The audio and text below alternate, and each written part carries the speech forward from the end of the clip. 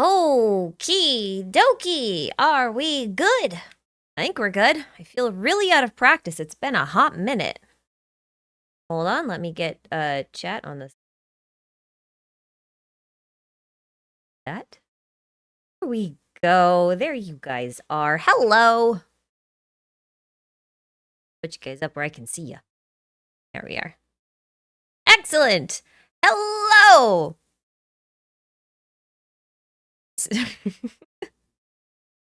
Oh, that's a lot of people already. Hi.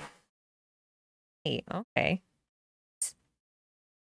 Hi. So, I've been out of the game for a week, thereabouts. I have been driving a moving van across the country, in case anyone's wondering.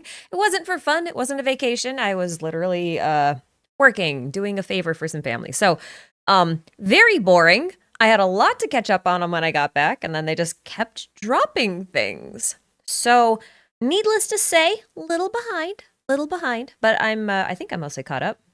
At least on ingesting all the new stuff. Currently, I did finish a much longer than anticipated video about the shades. I know I'm quite a bit behind, and most people have already given their takes and analyses and everything, and I did watch a lot of them. I kind of like scrolled through them, and I tried to put something together that had a lot of information and potential ideas or theories that no one else had. So at least if I'm late, it'll be new. Right? I think that's a pretty fair trade-off. It's 50 minutes, by the way, so it's gonna be long. I had a lot more to say than I thought. Syndrome theory, please? Oh, yeah. Okay. We have so much to talk about, like, I straight up don't know where to begin. There's previews, there's teasers, there's web events, there's so much stuff. So we're probably going to be a little all over the place. I would not be surprised. I also thought one thing we might try to do, depending on how this goes, is we might try to actually write the outline of a theory together. I thought that could be fun. We've never done it before. I kind of have the bones for what I'd like to do. So as we're going through things, if you see me tabbing into this Google Doc up here at the top, and tossing in like a screenshot or some notes or something like that, then that's what we're doing. So, yeah. This should be fun. And if we decide we don't want to do that, we can open up Genshin. We'll run around and do some fun stuff. So hopefully I'll be able to catch up a little bit quicker after this, because I am back. I only got back like a day ago. So give me a minute. Catching my breath. Anyway, how you guys doing? How is everybody? Kind of ignored chat for a minute, but I was trying to give an idea of like where I've been. Oh boy. Yeah, we're gonna have a lot of stuff. Okay. Okay, I saw Colombina in chat, so why don't we start there? What's my opinion on the pacing of the lore they've been releasing? Oh my god, it's too fast. But it's actually kind of indicative of the fact that Hoyo does not understand how pacing works, just in general. But you know what? It is what it is. I'm gonna get rid of this for a minute. That one. Add extra things up. Okay. Let's start with this guy right here, huh? Start with this guy.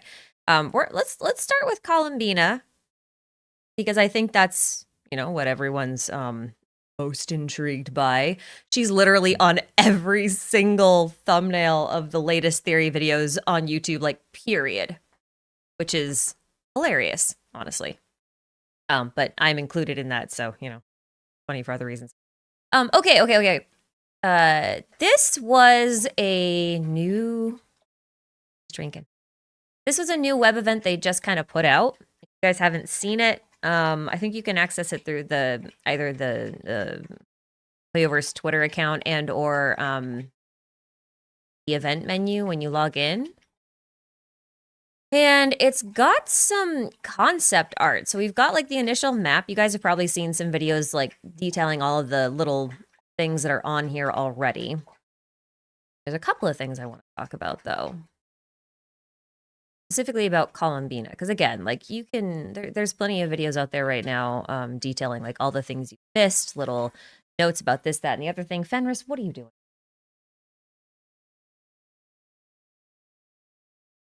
There's a good girl. Let's scroll down a little bit. I have a couple of ideas. I think I broke it. It won't scroll. Hold on. I think I broke Chrome. There it goes. Yep. Okay, I broke it. Fun. Excellent. We're off to a great start.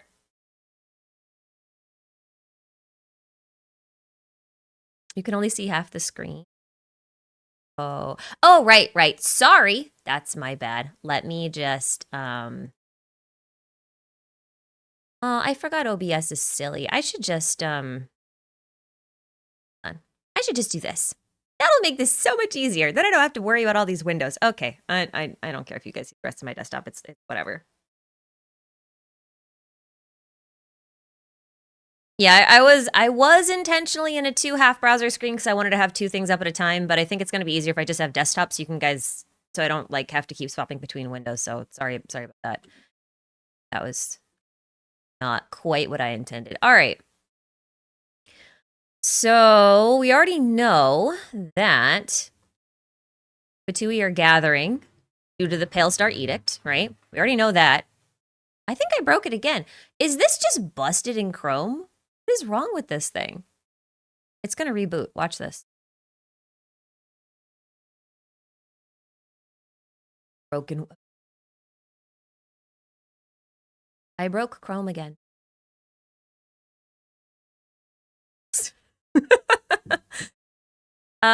Yeah, no, Chrome is busted and frozen. Awesome! Love that.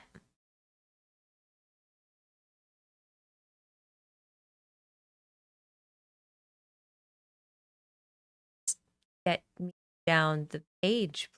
Wow. Horrible thing. Okay. Talking about Chrome, not the web event. All right, so we know the Fatui is gathering in Nod Krai now, right? Chrome has been horrible lately. And in the last one, the Shades video, we had that shot of Colombina where she was glitching out. Let's see, that was like way back-ish, yeah? If Chrome will continue to cooperate, that'd be fantastic. Why does Chrome not even like its own app? We'll just wait on you. From Nod Krai. There it is. All right, that's what I wanted. Okay, so I wasn't entirely sure if she was glitching out at first or if it was actually like just a screen. Because in this segment,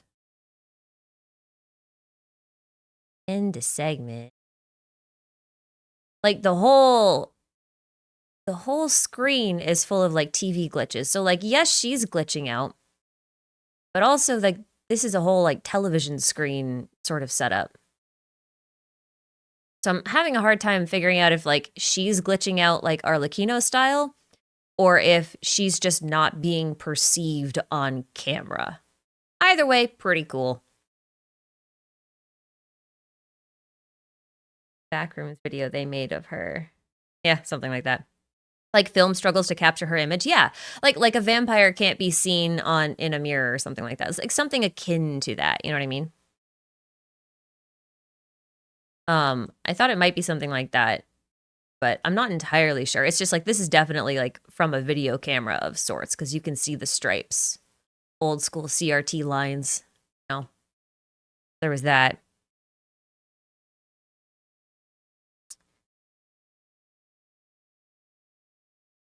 That one Dottore short from Hoyo Fair. I don't know what you're talking about, but maybe. She also doesn't reflect in water. That could be. That could be related. All right.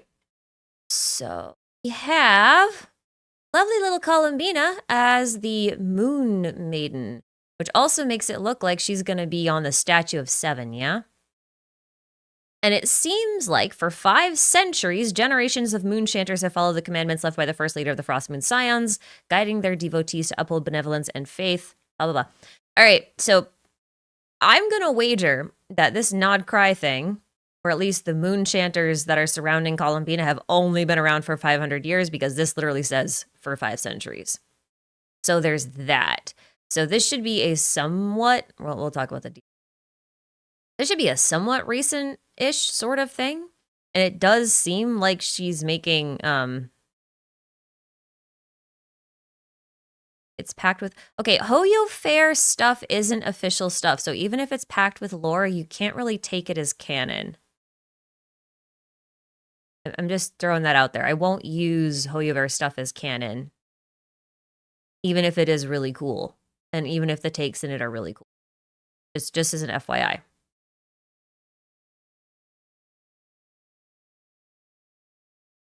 I mean, this is definitely a Statue of Seven base, but it just proves that the top is malleable and that it changes to reflect whoever it is, because this would have changed about 500 years ago. Now, there's one thing in here that's kind of the basis for the rest of the theory that I wanted to promote. So they put Colombina in the background here, yeah? For the longest time, we've all been thinking that, like, she's an angel, mostly because of her headpiece. That was basically all we had to go off of for a very long time. But this line here was very, very interesting to me because it says, the remnants that failed to become a moon slumbered in the vast sea, only to become at last the refuge for the exiles of the far north. So, to me, this suggests that Colombina may be made of the remnants of an unborn fourth moon,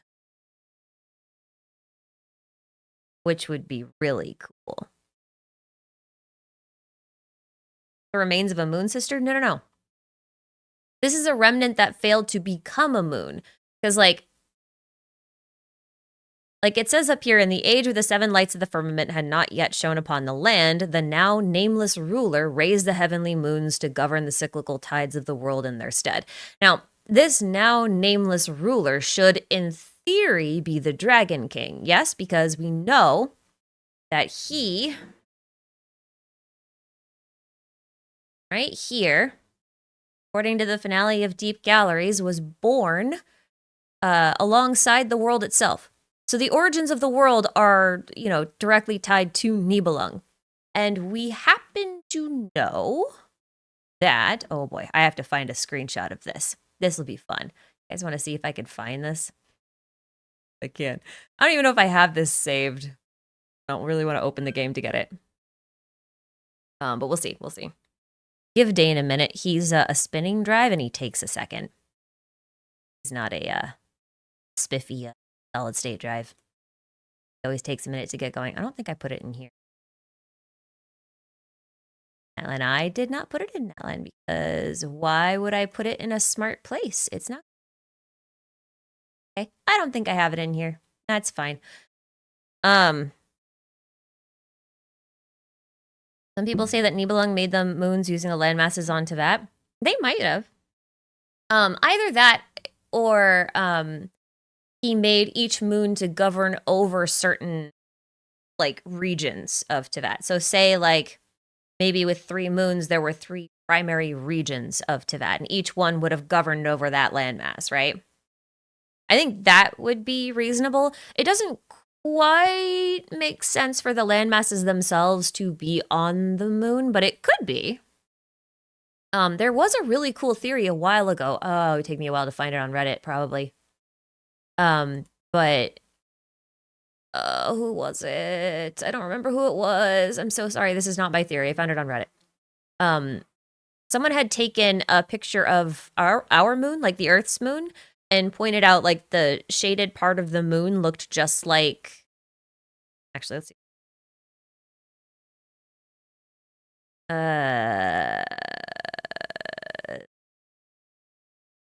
see if I can find this. I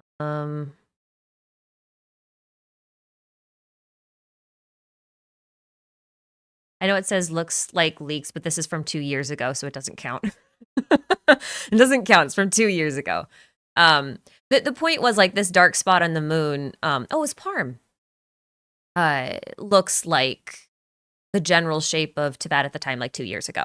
So that was kind of like the that was kind of the thing.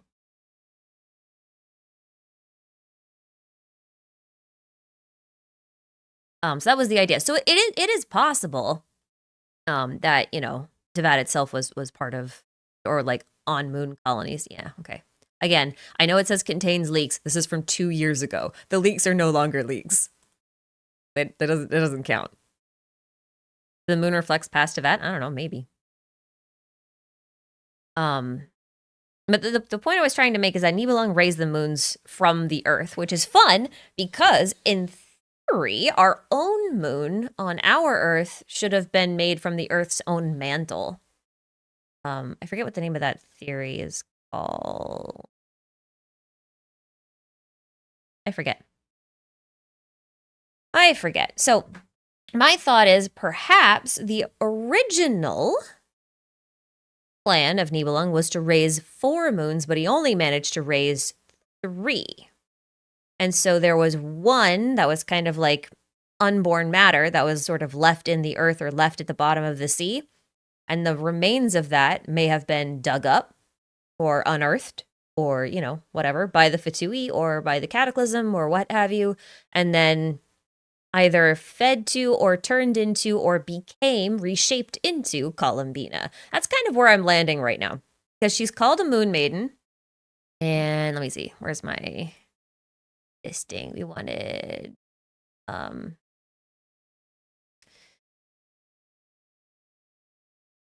distracting to me.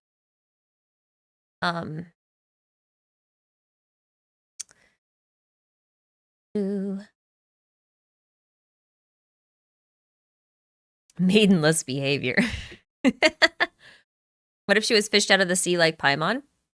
She could have been. To some degree. What is this thing giving me a hard time? You can do it. You can do it, YouTube. Chrome, you're horrible. Okay, here we go. It just glitched for some reason. Love that. Fantastic. Okay.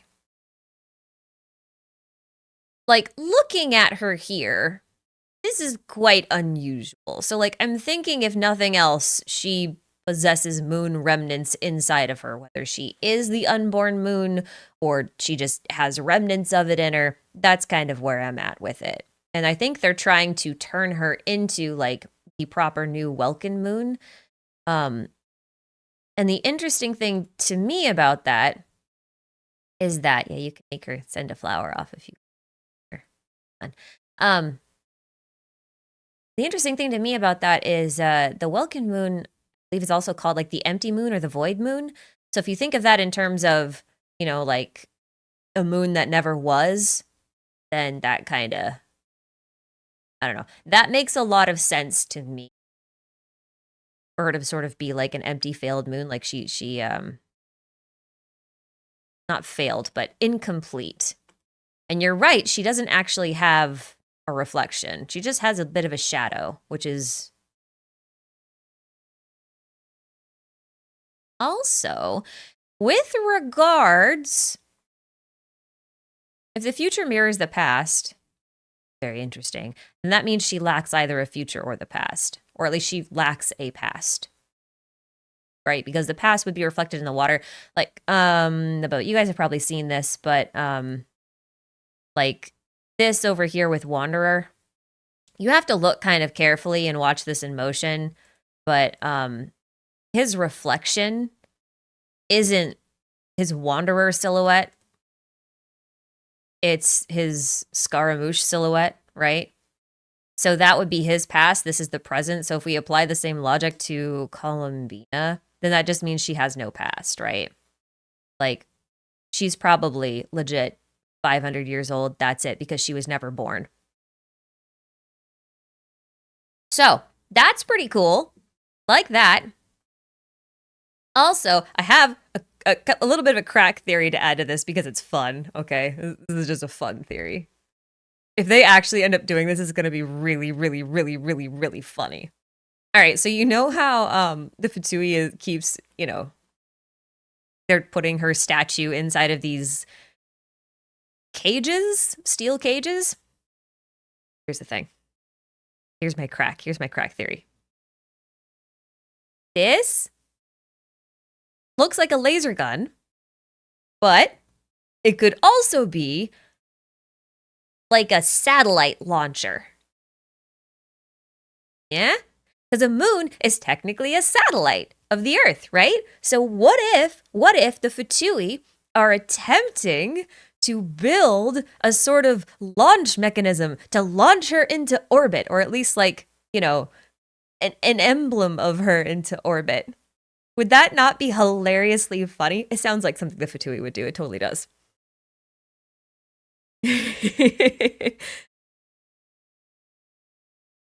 Anyway, that's my crack theory as far as that goes. Had another thing I was gonna say and I forgot what it was. Oh no. Oh, right, one other thing. I see you, super chats. I'm ignoring you for like 5 more minutes, okay? I know you're there. Just don't let me get distracted. I'm already struggling with distractions. There's so many things. Looks like an amplifying device. Yeah, I mean, like they might be putting it all over to like amplify her presence or whatnot. The interesting thing is that she protects a very small realm, essentially, right? So if they're trying to make her become the new moon that governs over the fate of things, which is like what the original moons did, then, they would have to amplify her presence. And I think launching her as like a projection into the sky even would count as a bit of a satellite, especially if the sky is false. One reason I say that is because if you look at this island here seems to suggest that the sky is water. Do you see what I mean?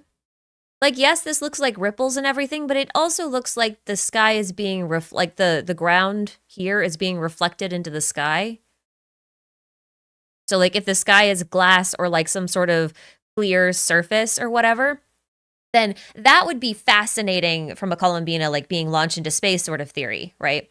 Because if Mahuika can blow a huge hole in the sky with her fist and it like cracks it open and then it like repairs itself, then it implies like you've got like a screen or a clear glass surface or like some sort of polished surface that can reflect things back, right?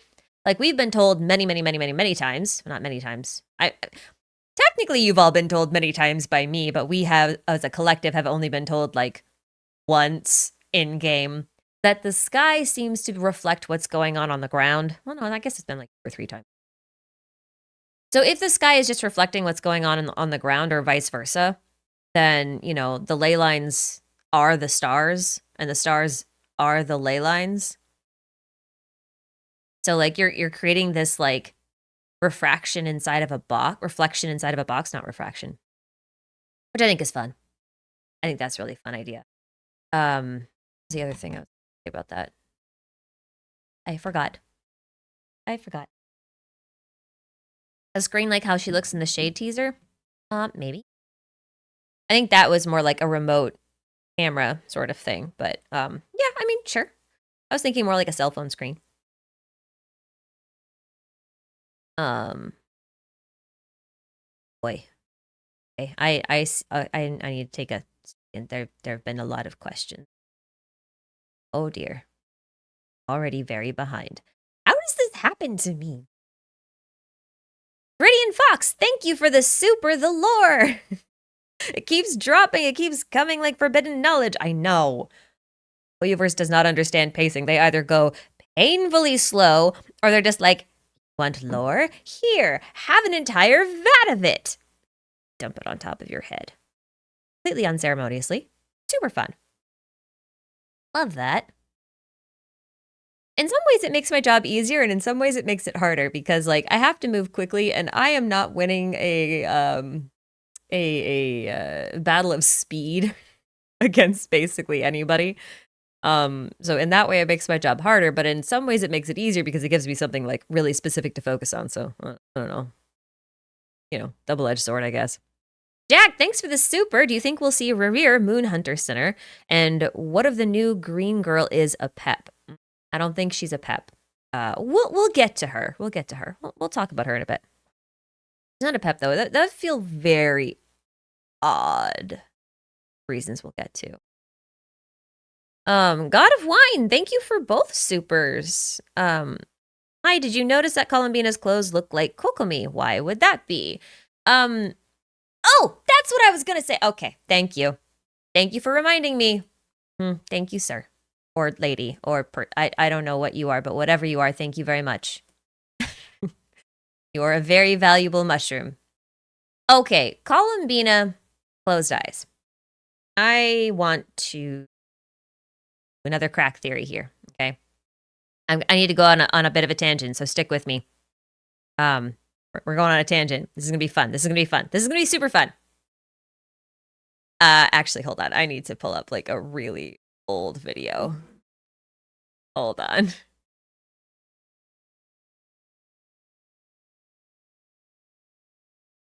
Need to look at this one again. You'll see why in a second. Oh, for Christ's sake. Go.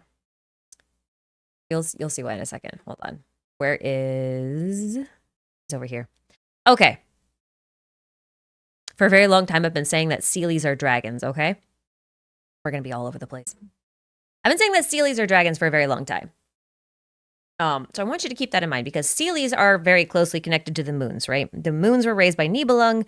Nibelung's a dragon, therefore he would birth dragon-esque sort of entities, which would be the moons. The Seelies are also related to them because, they, loved the moon sisters and all that kind of stuff. So here we go. If this will play, there we go. There we go, Alice. Thank you very much. I want you to look right here at Alice's vision. For one, very strange she has a vision. Not going to talk about that right now. Instead, I want you to focus on how this vision is mounted. Okay? You see how this vision is mounted between these two lines that make it look very much like an eye with the vision as the iris. You guys see that? Yeah? Okay. Pay attention to its shape. Okay? Shape. Because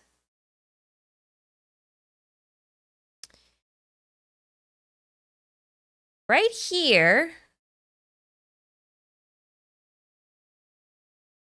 I found interesting because this shape reminds me very much of, not that one, this one here. And I know you can argue that this is just an eye shape, right? You're not wrong about that. But the fact that Hoyo really likes to double down on this concept of eyes alongside dragons is something I think is very important because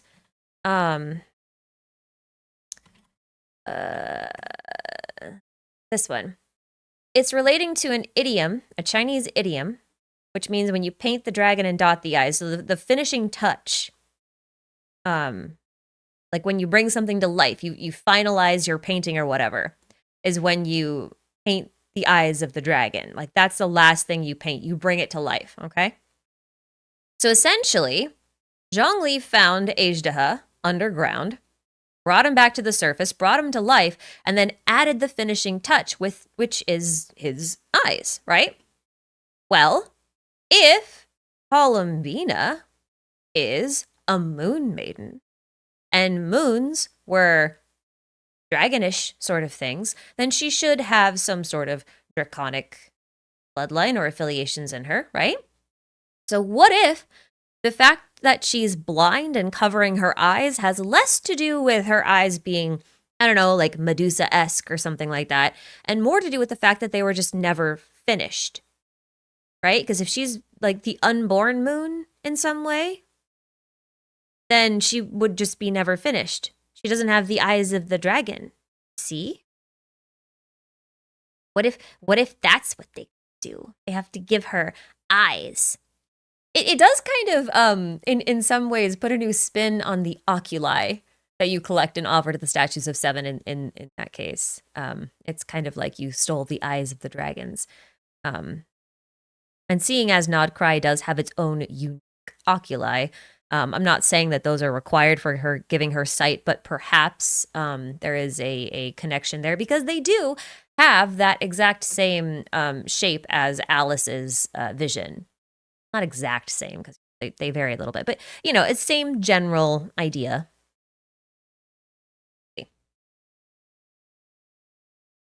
Anyway, I had a lot of thoughts about Colombina after this whole thing. We'll see how it goes. We'll see how it goes. I have more thoughts about some other things. One other thing I wanted to point out, in case you guys, I've seen so many things at this point, I don't remember what people have or haven't mentioned. But do you guys see these little golden threads that appear randomly throughout here? Right? These little golden threads here and there and everywhere. A lot of people have pointed out that these, well, I say a lot of people, I know at least Cat and Blue Hat has pointed this out, that it is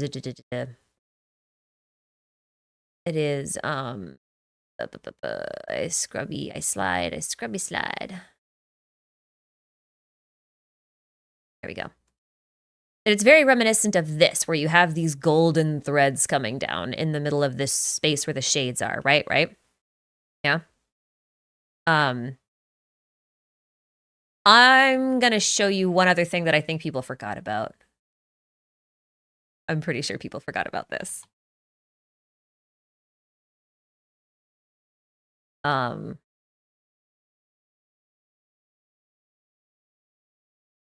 Anytime now.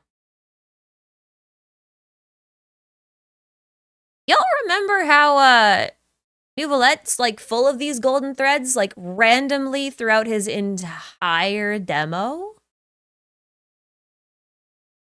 Like in these scenes where it's just him. Fun.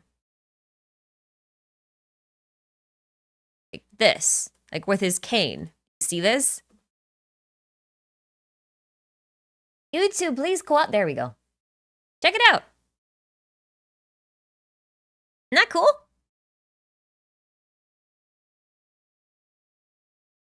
Very cool.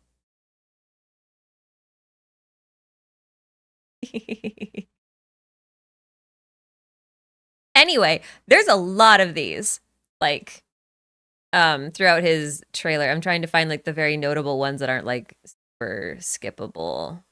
I think they're earlier on, actually. Yeah, they're earlier on, like here. It's like, in some ways, he's somehow connected to the threads of, you can see them. They're just weaving around him.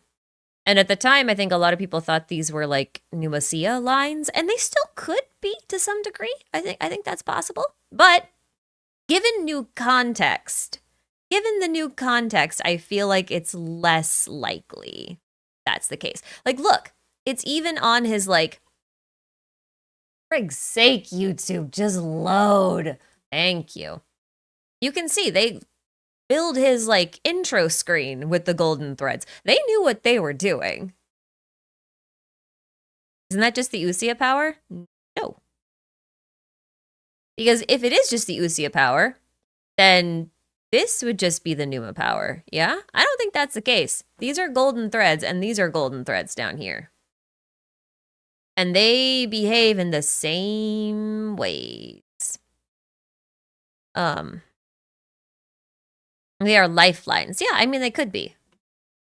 You're not wrong about that. I mean, even so, like, you can look at these blue lines in the similar way. There are some blue lines in his trailer thingy too.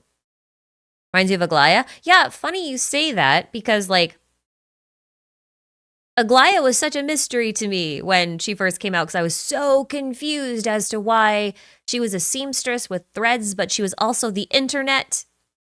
That was confusing. And then you find out that, oh, right. Looms were actually the grandfather of the computer. So things start to make a bit more sense when you look at it that way. Weaving the threads of fate is a bit like writing source code. or weaving the threads of a story together or something like that. Golden ichor, golden blood. Yeah, things like that. Exactly. So I think that's fun, especially if you assume that the shades are like usurping, the moon's authorities, and the moons are Draconic related, and then you've got Nouvellette over here. I don't know. It makes a lot of sense to me contextually. I have a bit of a hard time articulating all of the particulars of how these things connect together, but you get the idea. What about the ermine thing? What ermine thing? There are many ermine things. You're gonna have to be more specific.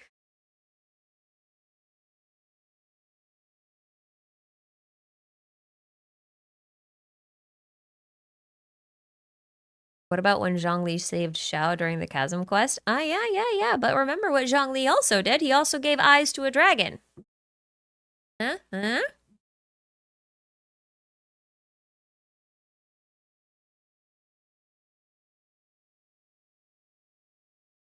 Oh, Irminsul is a supercomputer? I mean, yeah. Ley lines come in 2 colors, right? They come in blue and gold. Well, I guess they also come in red. But, like, typically the ley lines come in blue and gold. Gold being the reason or the daylight, and the blue being the nighttime or the dreaming sort of aspect of things. Blue and black or gold and white? Shush. Shush. Red equals error. Honestly, yeah. Got a red screen of death, Very possible. Very possible. Very possible. Okay. That was my tangent. I had to go on a tangent. I have more things to say about Seelies a little later, but let me take a minute and catch up on super chats. I'm trying to not be this behind. You guys are ridiculous. Just saying. I'm glad to be back, though. It's been a hot minute. Murasaki, thank you for the super. We love new lore drop suffering. Yeah, maybe you do. You get to reap the benefits. I just get stuck in script hell. I have like 4 scripts going on right now. It's a little ridiculous. I need to pare down, or at least remember how to write short scripts. That would be a good skill to have, I think. See if I can get that. Yuld, thank you for the super. Colombina is made of Stella Fortuna and is or becomes her constellation. I mean, Nouvellette is, isn't he? He is technically his own constellation. So, yeah. That would check out. Corey texting, thank you for the super. Brian, you're thinking that Skara's God mode was test for Bina? Oh, I have fun things for you. I have a fun thing for you. Hold on. 1 second. Where's my other window? Oh, fun things for you. You guys remember this? This one. I think it's this. No, it's not. That one. Spot here.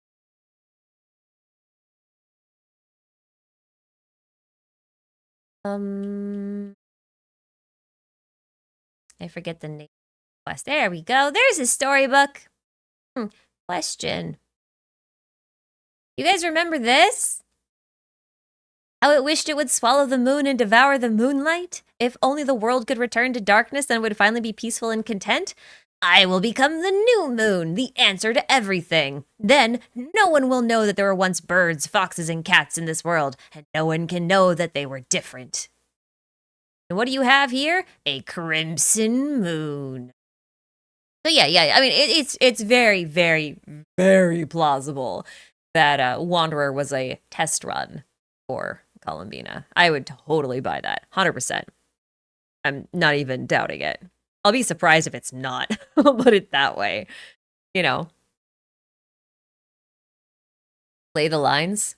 You want me to play the lines? How it wished to swallow the moon and devour the moonlight.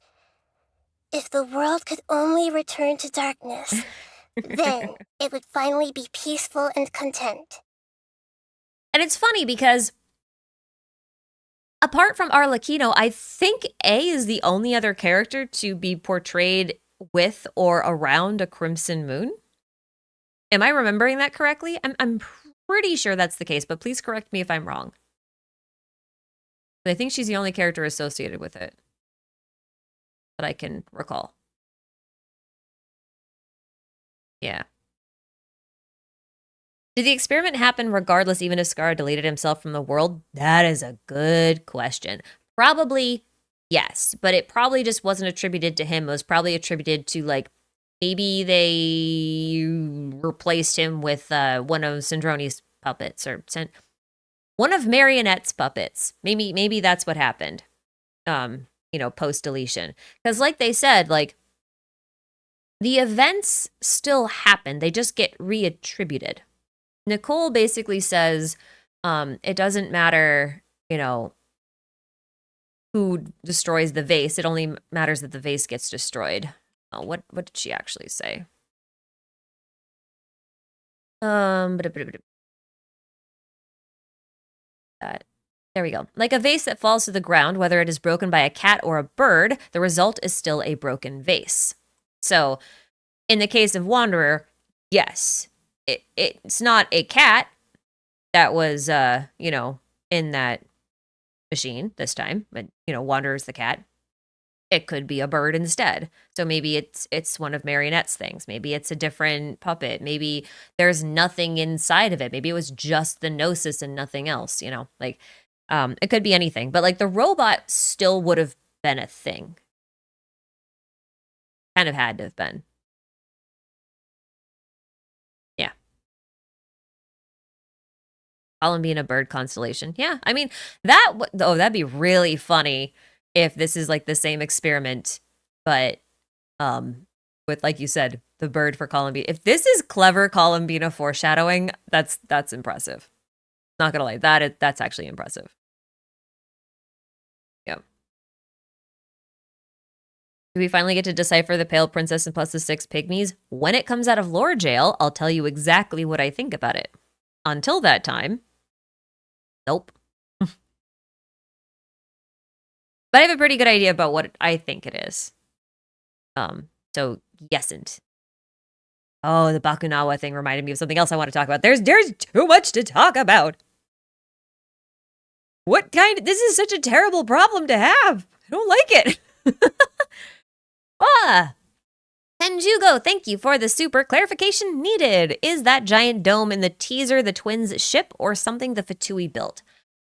Okay, I'm gonna say it's something the Fatui built. I don't think it's actually clear. Let's see. Oh, I broke it.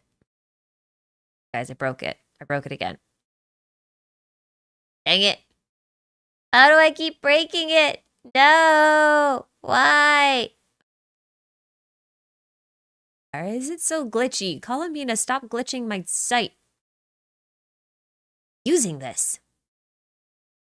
Yeah, so a friend of mine was pointing out that this machine that the Fatui seem to be building actually kind of resembles a couple of things. For one, it resembles, they didn't say this, but it resembles the oh, I'm drawing a blank. What is the name of the thing in Tatarasuna? The floaty thingy. Bollocks. This thing froze on me. Gotta go in. I've forgotten the name of the Mikage furnace. Yes, I don't know why I was drawing a blank on that.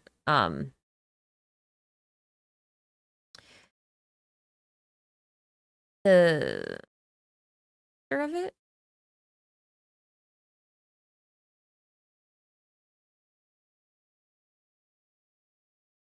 That's annoying. I was hoping they'd have a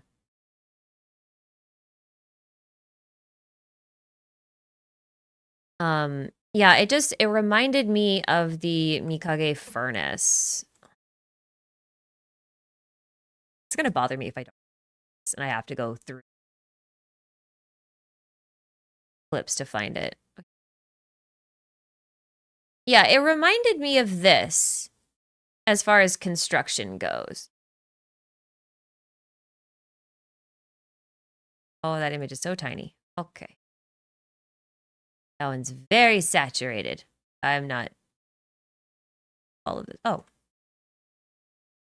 Oh. So it reminded me of this. Like if this was a very early prototype type thing for it. Also suggesting that because it mentions dull thunder. So I was wondering if like I know it's probably just, you know, the thundering of hammers and it's not really supposed to mean anything, but like I'm gonna, you know, claw at little references wherever I can see them, regardless of how true or not true they might be. We'll see. So it reminds me of that. Levi's very thirsty. I don't know if you can hear him.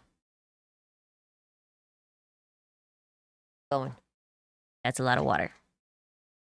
Furnace is around 500 years old, isn't it? Yeah, it's about 450-ish, thereabouts. Because it would have been made around the time Wanderer woke up, and he would have woken up, you know, like a few years after the Cataclysm, because A kind of had to grieve for a bit, and then she made him. So it reminds me of that, but also,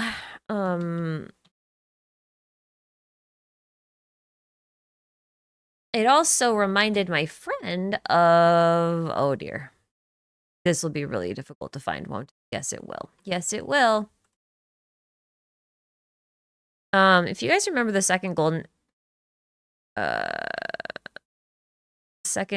archipelago, Golden Apple Archipelago.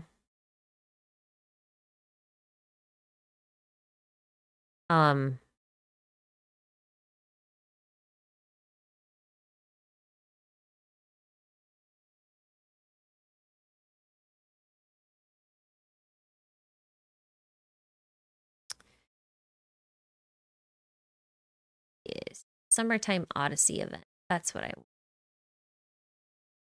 Okay. So like I think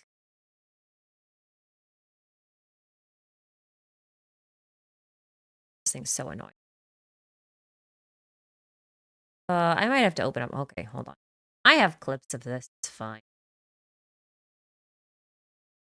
Yeah, the Fatui Dream Machine. The thing that was digging into the ley lines and then like manipulating reality to make dreams real. You guys remember that, don't you?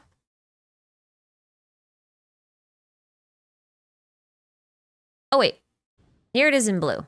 It was originally red, but then once it got fixed, this is what the final thing looked like. It's a little different from the from this thing, but it was it's just reminiscent of it, and I'm wondering if they're gonna try and use it to make some of the same things, because like remember this was in red originally when it was active. So if this is a spaceship, which it might be, floating upwards, that would be fascinating. But if it's also drilling downwards instead, that's also fascinating, because it would mean that this was a test run. But it's probably only got the same kind of style because it's a Fatui machine, but I'm just wondering if this is gonna be referenced. You know what I mean?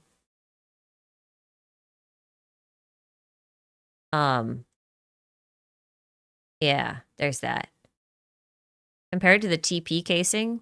TP casing. Wait, what's TP? What is TP in this case? Okay, we gotta talk about Sandroni here in a minute.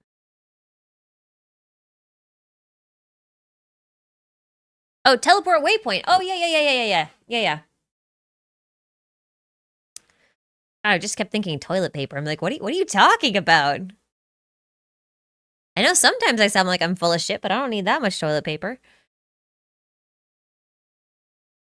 How many supers I got? Shut up. I'm working on it. Trying. There's so many. There's so much to talk about. I'm sorry. I'm sorry. But like, okay. Like this statue here, like you can see this is right in front of this big machine here, right? Like Colombina's caged statue is right in front of this thing. So like to me, it feels relevant to the Dream Machine, even if they don't look super similar. But yeah. Oh my god, we still have to talk about Seelies and Moons, don't we? Jesus, they're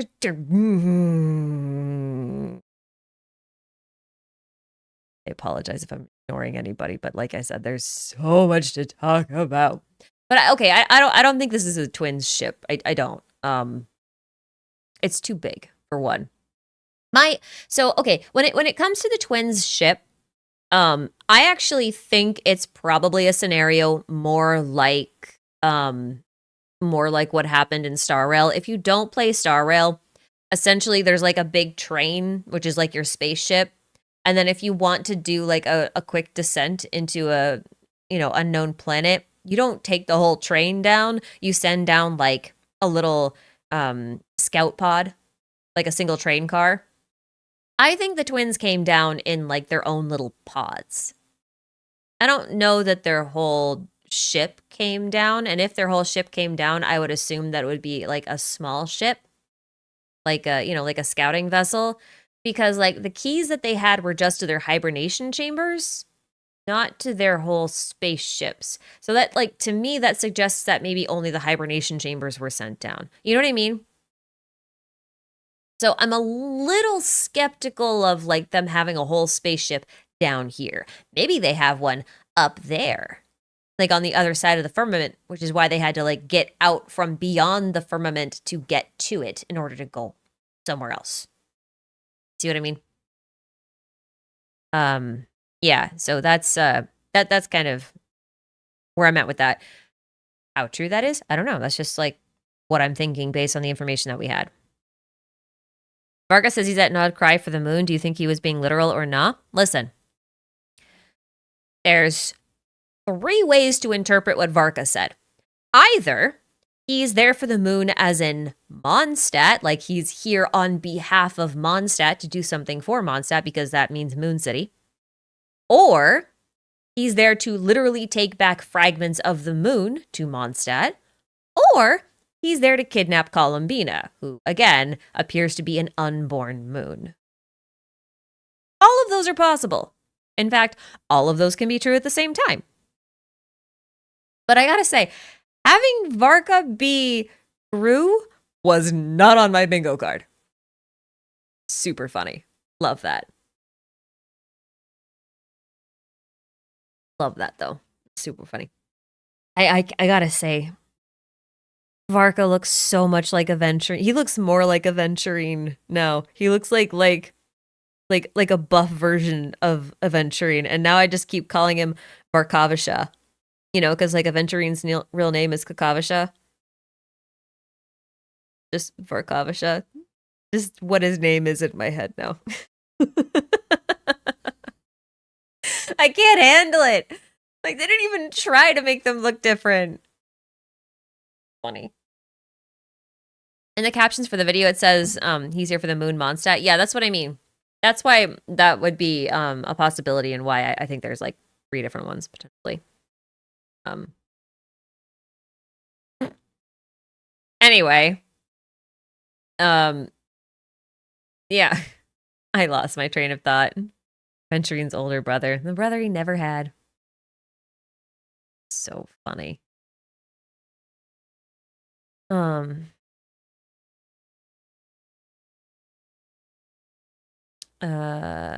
Varca's weapon is in pristine condition, other than like the one in game. I think that means Varca has Istaroth's blessing. Is that literally Wolf's gravestone that he has, or is it just a sword that looks kind of similar?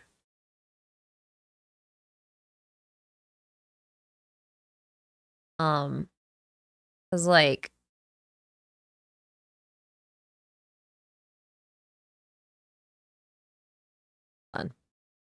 admittedly, I didn't look super closely at his sword. I just was like, oh, it looks kind of like where it is. Where is it?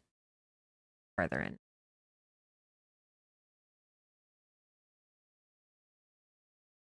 Varca, where is your friggin' silliness?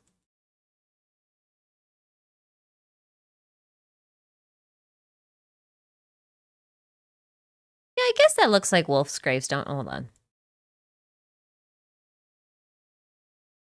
Hold on.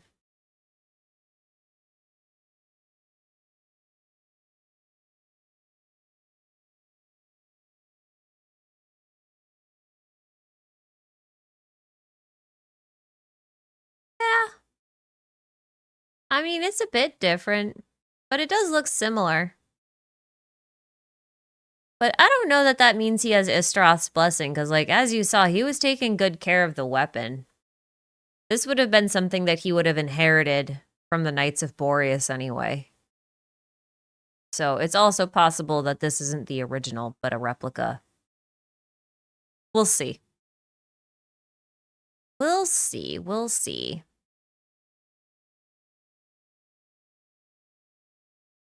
More similar than different? I mean, it's pretty similar, yeah. It's just kind of hard to see, like, this part because his head is in the way. But it is pretty similar, yeah. I mean, like, that's almost certainly at least a variation of Wolf's gravestone. Which, again, does make sense because Knights of Boreas, Wolf Knights, you know? That would have been something Varca would have gotten. Yeah.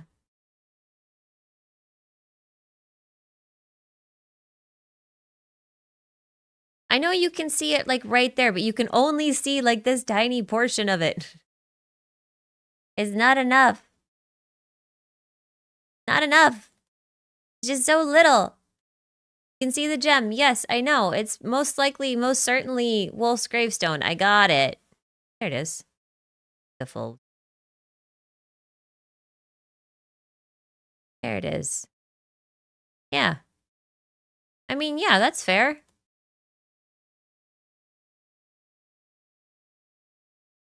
This one has the markings on it, sure. But, like, he was also shown with a whetstone just prior to that. Sharpening and cleaning up his blade. So, like, I mean, marks don't stay on weapons for a long time if you maintain them. So, like, not sure that that's related to blessings from time god. Oh, we'll see. We'll see. It is not in the activated state. I know, but the activated state is so dark. Wanted to look at this. The only difference between the activated and the unactivated state is that the activated state is glowing. So it's not like some of the other weapons when it completely changes how it looks.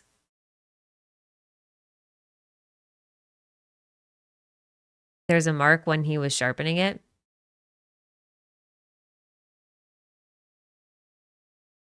Hard to see.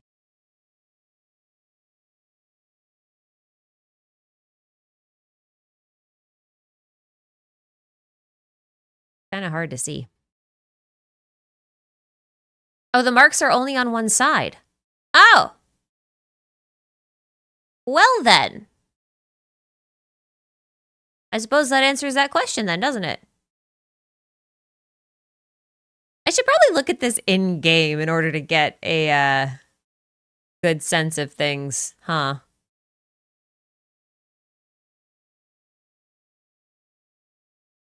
Because you can't really see both sides from just the images. And I can't really see it from that GIF either.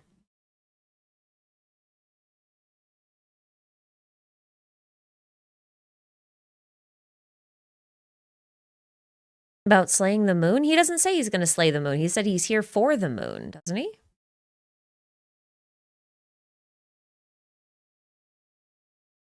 He says he's here for the moon. A minute. What's that part? See it better there? Oh, just barely. Hold on. No, you can't see anything. It's blurry. Never mind. Came here for the moon Mondstadt. So he didn't come to slay the moon unless that's what's in the Chinese trailer. I haven't checked. I don't actually know. But yeah, minions, tonight we steal the moon! That's exactly what he is. This mortal. Do I think Mondstadt and Lee will be mentioned? I mean, yeah. Varca's here. Of course Mondstadt's gonna be mentioned. We'll see about Liyue. I can't imagine they'd leave out Liyue, though. There's no way. There's no way. It's like the token region of Genshin. No friggin' way. Murasaki. Ashikai's suffering is my joy. I'm glad to keep you entertained. Glad you find joy in my suffering. Goodness. Victor DeSena, thank you for the super. Have I caught up with ZZZ yet after the main story in Jufufu's quest? I am positive that you're right and that magic is fancy frequency shenanigans. I don't want to talk about ZZZ right now because I hated 2.0 so much that I dropped the game for the rest of the patch.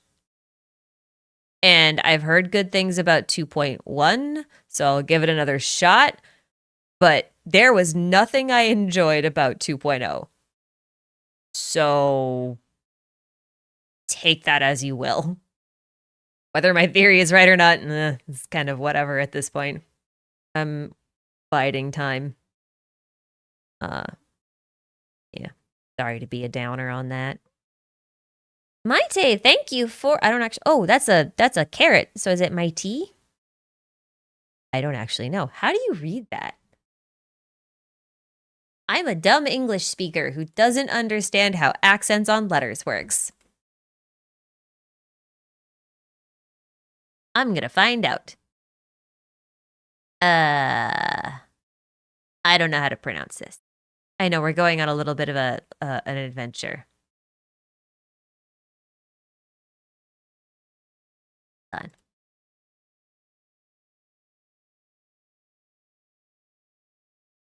I don't know. I don't want to watch this. This is all French. This is all French. I don't want to learn French. You can't make me. Hello, thank you for your super anyway. I refuse to learn how to say your E. But I'm gonna call you Bitey. Cause yeah. Anyway, I love your voice and how you pronounce every word. So clearly English is not my first language, so your videos are a fun way to study for me. Thanks. Well, now I just feel bad. I will not learn French. Oh, thank you for teaching me English. Oh, dear. Well, now I have to learn French. I must repent. I must repent for the things I've done, or rather not done.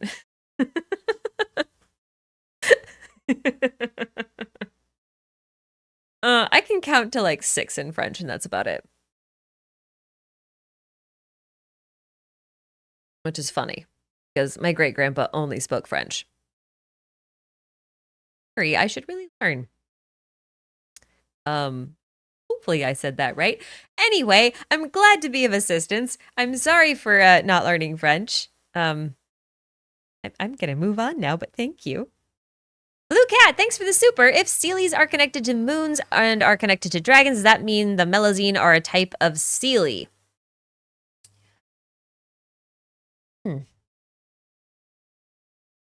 Yes. Yes, it does. Let's talk about Seelies for a minute.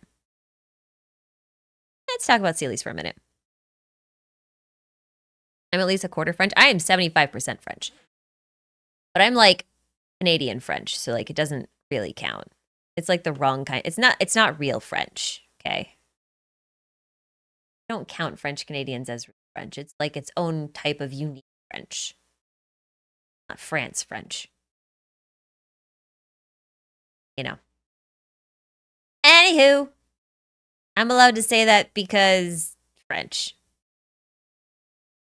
Right. So.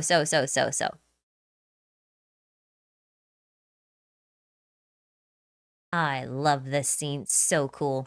You know how we were talking about seeing reflections and stuff in the water of like your past self Durin looking into the water and then seeing the outline of a dragon head. I love it. So cool.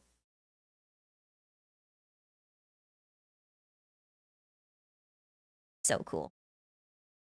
Anyway, this, I have to go out on a bit of a limb here, so stick with me, okay?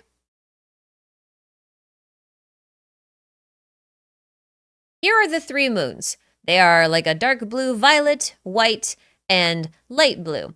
But watch how they sort of manifest, because this one sure as heck looks like a traditional Seelie. But this one also has a little horn, and this one has a little horn, and this one up here has 2 little horns. So as far as I'm concerned, that is more or less the proof I need for them to be a little less than humanoid in nature. Not only are they more spiritual-esque beings, but they also come with horns. Whereas Melusines, type in Melusines don't have quote-unquote horns so much, but they do have these little antennae. And they have these little antennae because they are sea bunnies. Like these. But sea bunnies are also sea slugs. And sea slugs, like this one, are what a lot of dragons are based off of. Obviously, this one here is what Dvalin is based off of. But for the rest of the Seelies, most of them are based off of these. These are Cleones, right? They're also known as sea angels. It's kind of what makes it funny. But okay. I have to... Did you see someone say that A's drawing of the 3 hooded creatures have the same horns? Yes. I'm giving you a preview of what's in my Shades video. I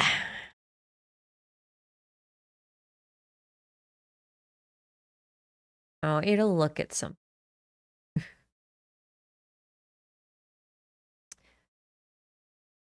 Tell me. Do you see a pattern? Do you? Do you? Do you? I do. I see a Kiana here, a May here, and a Branya here. I see the Hersher of finality, origin, and truth right here. One idea. Yes, Hoyoverse has one idea.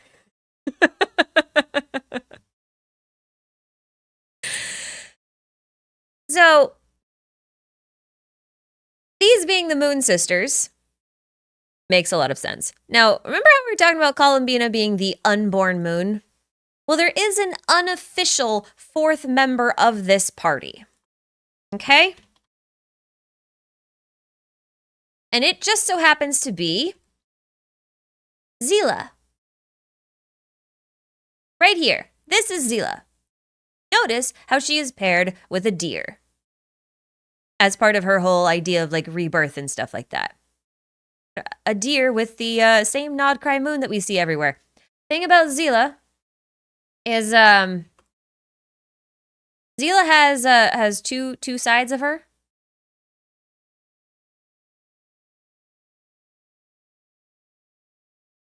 Yes, that is how you spell her name. Zila has 2 sides of her. She has, her normal sides, and then she has like an alternate personality inside of her. So when I look at Colombina, I'm just like, oh, I see. You are the 4th member of this trio. You are the Zila, the one that's not actually part of the trio, but is kind of actually,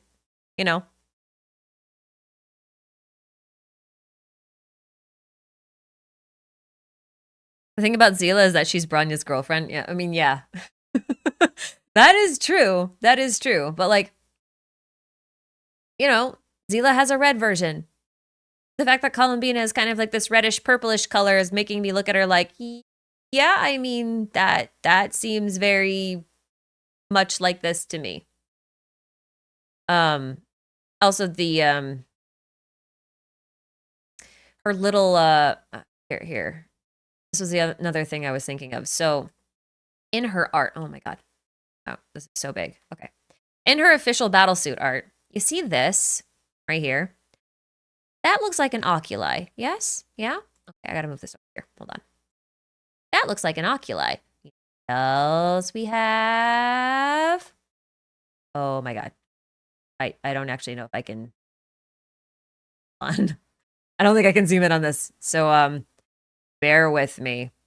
This is gonna be so tiny. Do you guys see this right here? This little floating thing? This little white floating thing that looks weirdly similar to this little thing over here. My apologies. I don't know how to make this any bigger.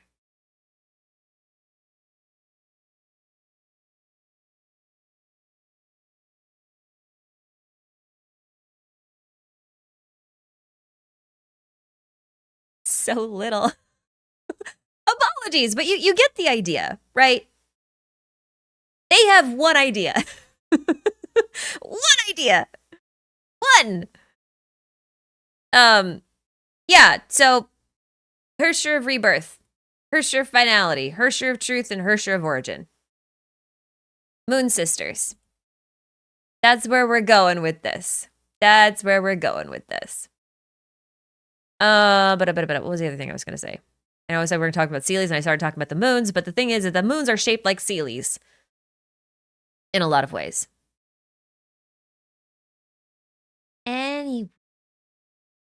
One lore cell, more like one brains. Hoyoverse is like an Italian restaurant. All right? Hoyoverse is like going to Olive Garden. If you go to Olive Garden, you can have, like a choice between 50 different pasta dishes. Some of them have different ingredients, but all of them at their core are pasta. Right? Hoyoverse makes pasta. Puts a lot of other stuff in their pasta, makes it very different, very, palatable to different taste buds and stuff like that, but still pasta. What's the breadsticks then? It's a side dish. It's whether or not you're in like a simulation, or if you're like a dream world, or you're like a post-apocalypse alternate future kind of thing, it's a side dish.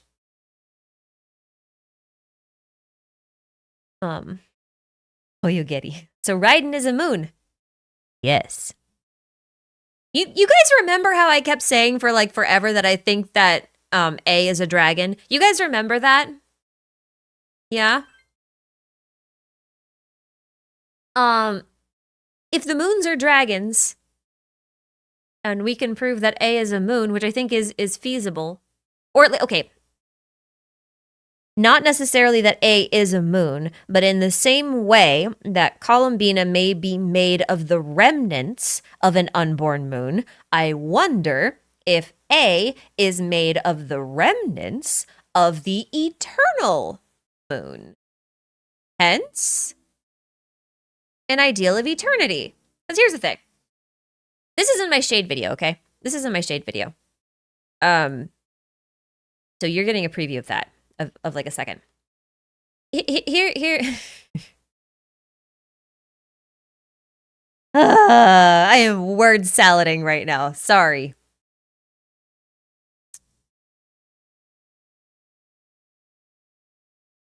In this trailer, they said that there was no boundary between life and death. Okay? So, if you think of an eternal land, you would think of a land where nothing ever changes, right? You would think of a thing where there's no death, there's no birth, because everything is in a constant state of existence. Everything is in stasis, which is indeed what A believed eternity to be. But Makoto believed that eternity was transient. And in this new world, because now life and death exists, because there's now a boundary between life and death in place, they are now two separate concepts. That was something that A had to learn, right? That this is a new thing. Transience is the new black. The new it thing, right? So that is the new definition of eternity, basically. So I'm looking at it from that perspective. And there's a lot more fun things in the shade video about this. You guys will have fun. It'll be fun. It'll be fun. As bad as a snow globe. I mean, you're not entirely wrong on that. But yeah, so yeah. Transience is the new eternal, just like the red is the new black. Or pink is it pink is the new black? I think pink is the new black. I think that's what it's supposed to be. But yeah. So anyway, I could go into a lot of Honkai Impact lore here because what they're showing us now is extremely closely tied to the finality arc of Honkai Impact. I'll leave it there because I don't wanna. I don't wanna. The more Genshin goes on, the more A seems as sus as Venti. Yeah. But also, like, it starts to make sense why A would be transposed upon Renova's Homa-style wings, right?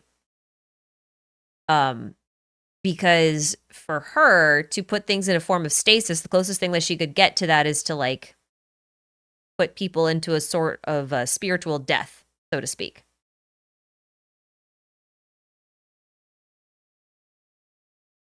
Yeah. Have I talked about what the lunar element reactions are? I'm not sure I know exactly what they are in the lore, so I think I need to think on that a bit more. So no, I haven't talked about it. I probably won't. There's so much to talk about. Like I've barely scratched the surface of like what I actually want to cover today, but give me like 1 second. The mosquitoes are starting to come in because I left the door open and I need to close it. Hold on.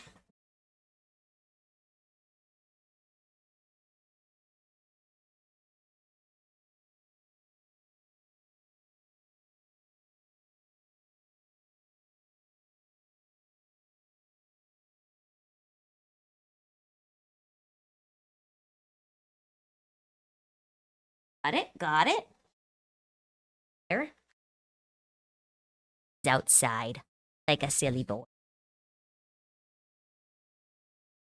Has the worst haircut in the world right now. It's kind of my fault. I tried to trim him up before I went on my trip, and then when I got back, every spot that I trimmed turned into these big, thick mats, and then I had to cut those off, and so now he has very naked sides. There's no hair on his sides, and all of it on his back.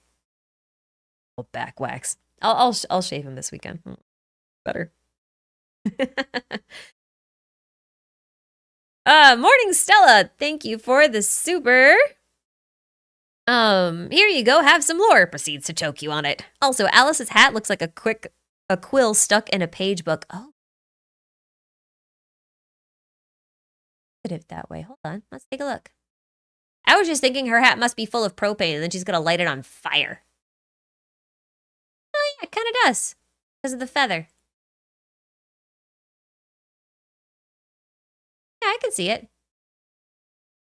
It does look like at least the feather portion of it is very quill-like. Yeah. Such a strange hat. It's like the bones of a hat. It's like people who wear like, you know, the bone undergarment of like those big flouncy dresses? Like that for a hat. And Jugo, thanks again for the super. Oh, this is from a while ago. Couldn't the golden threads be from the loom of fate being used in some way? Yes. Yes, that's kind of the point, is like it's kind of showing up where the threads of fate are being altered or rewoven, so to speak, you know, manipulated. Yeah, I definitely think that could be the case for sure. Oh my god, so many things coming in. Jibby, you can't just ask why a hat has bones. I mean, he did. He asked why the hat has bones. Will it answer? I don't know. Very good question. Arlo, thanks for the super. Do you think that the shades were created to replace the moon specifically, sort of like how the Fatui are meant to contend with the Archons? Yes. I mean, before the Colombina stuff dropped, I was playing with the idea of like, you know how there's 11 Fatui Harbingers? Well, 11's a really, really weird random number, unless you consider the fact that it's 11 plus 4. Sorry, it's 7 plus 4. So you would have one Fatui Harbinger for each Archon, and then you would have like the top brass for each shade, essentially. But it is odd in the sense of like Colombina in that sense is like not very applicable. Because like you could easily link Renova and Arlecchino together. And then I was thinking you could probably link Dottore and Istaroth together because, you know, he broke himself into segments over time. And then I'm not really sure what to do with the captain and or Colombina, but they would either be space or life.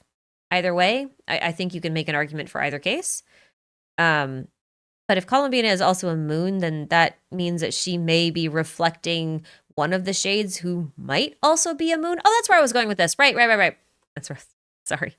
I got really distracted. Blah, blah, blah. Okay. Here's the thing about Asmodee. Asmodee. There was a reason why I was talking about the Moon Sisters this way. I wanted to look at 2 versions of Kiana. One of them is Flame Scion, and one is Void. It's harder to see with the Void, unless she's actually first. Okay. There we go. That's not official artwork. I wanted official artwork. I guess I could pull up the thing. But really, there we go. This is official screenshot stuff. Okay, so like the thing about Asmodee is that she actually has a lot in common with Kiana's Hersher of the Void form. Which I know is a little difficult to see, but like she basically opens portals, same like Asmodee does, and she can like just move stuff between them, right? But the design itself actually takes quite a bit of inspiration from the Hersher of the Flame Scion, in my opinion. So the way I was looking at this with Hoyo and their singular brain cell, and then this lineup, which again, I was looking at Bronya, Kiana, and May over here. I was like, what if this was Asmodee at one point? Like, what if this was Asmodee? What if this was the Kiana? And that's why Asmodee is missing. Maybe she was a former moon, or like what's left of a former moon still up there. Because that would make a lot of sense. You know what I mean? That would make a lot of sense. I know she's missing horns, but again, if she was cast as a shade, she was probably, you know, reshaped a little bit. But anyway, aren't all 3 moons dead? Yes and no.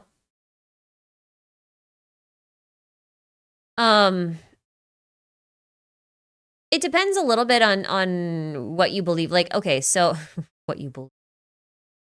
A lot of what this game is. If you look at like the just because I'm here, find on this.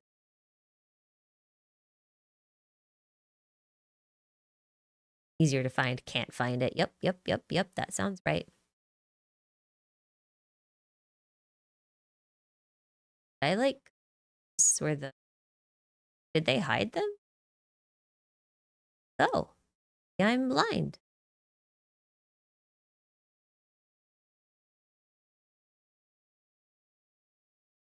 Farther back. Probably farther. Probably farther back. Farther back. Wow. There we go. This is what I was looking at. That's really far back. So the eternal moon fell. We know that. And then the iridescent moon shattered.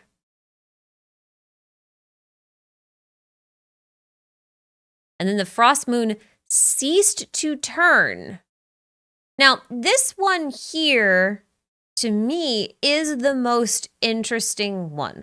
Because in the legends about the Moon Sisters, there's a few different takes. One of them says that all of them died, or that they fought each other and died. And there's a couple others that suggest that 2 of them died, and then the third was so distraught that they retreated into their palace and they were never seen again. So, like, their ending was left a little bit more ambiguous. So, is it possible that all 3 are dead? Yes. However, remember how we were talking about the reflections revealing the truth and all that? Well, the eternal moon doesn't have a reflection because this is all waves and you can't really see what's in it. However, the iridescent moon down here, once it shatters, you can see down here that the reflection changes, right? And then if you continue to the frost moon, you can see that the red disappears down here. So, like, I'm just wondering if there's actually like a story hidden within this. Because it's possible that each section is disappearing, but this one's not disappearing because this one is still around.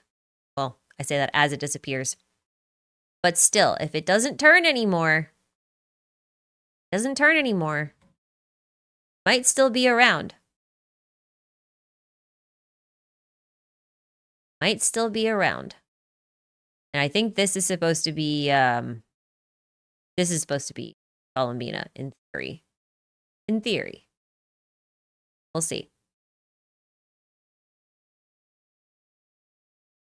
The fragments, what if A's and Arlecchino's origins have to do with the fragments? I mean, yeah, they could have remnants in them. That's the thing. There's,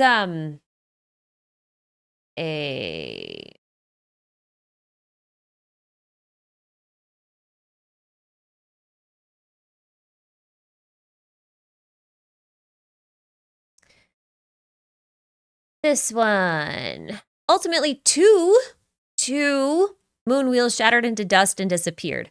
The last of the sisters was so overcome with sorrow that she would never leave her palace again. Then, after a long time, the moon debris finally fell to earth. That would be the remnants, right? And it says, at that time, the god of vegetation had already brought the forest to the desert land. So this is around the time that Rukkhadevata created the oasis in the desert, which was after, I think, her falling out with both Deshret and Nabu Malikata. So where the dust of the moon fell, the Nilapala lotuses bloomed. And those children who breathed in the dust would have a pearl-like moon in their hearts. See that? So you can ingest parts of the moon. It's a possibility. It's right there. Right there. Right there. The Inazuma and yokai paintings in the domains resemble the Moon Sisters? Yeah, I know. That's what's fun about it. That's what's very fun about it. We think Colombina is about 500 years old. That's what I'm guessing. I think she's about 500. So is Varca gonna eat the moon? Nah. It is made of cheese. The moon that was overcome with sorrow and never leaves her palace again could be the Tsaritsa. It's very possible. I've been thinking about that. If the Tsaritsa is a Bronya, and Bronya is one of the Moon Sisters, right? And I say a Bronya because I'm referring to that as an archetype, not as the literal character. Like, I don't actually think they're going to pick up Bronya from Honkai Impact and then put it into Genshin. But, like, they love to use their characters as archetypes. So If the Moon Sister and the Tsaritsa are the same Bronya archetype, then it's very possible that she was stripped of her authority. And that authority was passed on to the Shades, which is why the Shades aren't very worried about her power, like her pitiful power, as they describe it. That said, if she is a shade, if she is a moon, or related to the moon, or has the remnants of the moon in it, or whatever, it would be rather odd that they're trying to launch Colombina into orbit, metaphorically speaking. You know what I mean? Because it kind of, I mean, it kind of implies that there's something that they're doing with Colombina that they're not going to do with the Tsaritsa, or maybe they're going to do it with both. Have two moons. Who knows? Hard to say. Hard to say.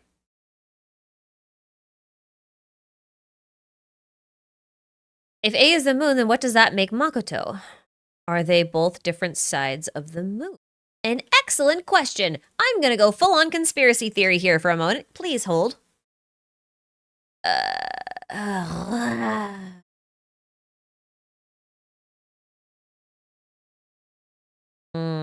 I didn't spell that right.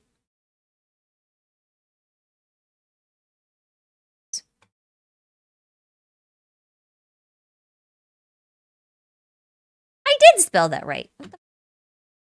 Whatever. Okay. This is something interesting. Okay, this is... Here's the thing.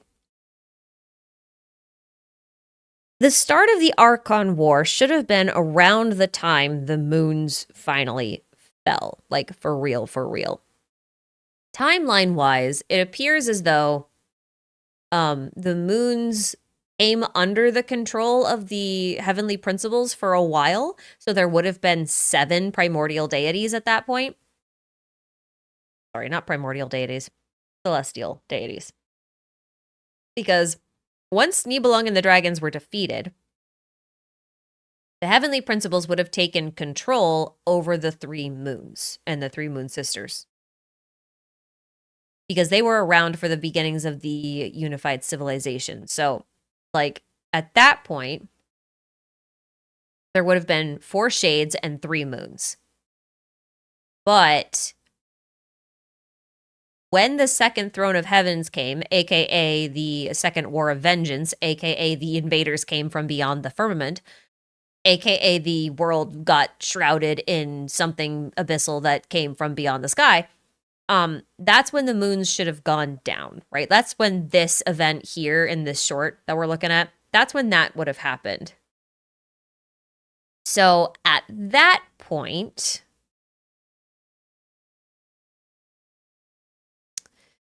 we would have had the end of the unified civilization, and we would have had the rise of the next era, thereabouts, and the founding of Conria in theory. Although obviously timing in this game is a little muddy. But looking at this book here, I want to point out that the Shadow Shogun, which is A in this case, gave up her bodily form during the Archon War. And that allowed Makoto to become the Electro Archon and gain dominion over Inazuma. And then Makoto reforged A's body.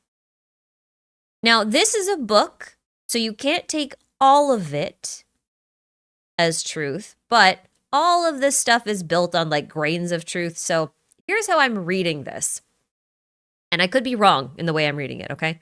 But the way I'm seeing it is it's very possible that the myth is that the 2 were ever twins at all. It is very possible that Makoto was a very normal spirit. Like, just like any other god in Tibet. And she decided to hide what was left of the moon. And so she crafted her a new form in her own image and convinced her that they were twins. Because by giving her a new name, she would have given her a new identity. And you could argue that that could have affected the way she remembered things. So that's kind of what I'm thinking in terms of a possibility. Is that actually what happened? I don't know.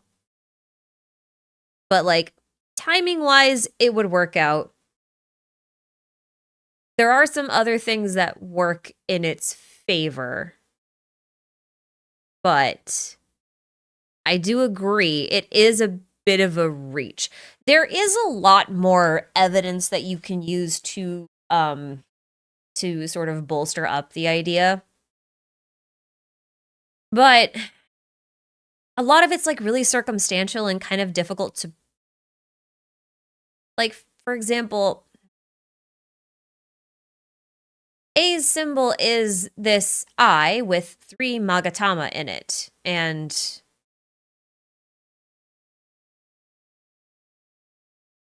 three moon sisters spiraling around each other like this does remind you of the 3 magatama, don't you think?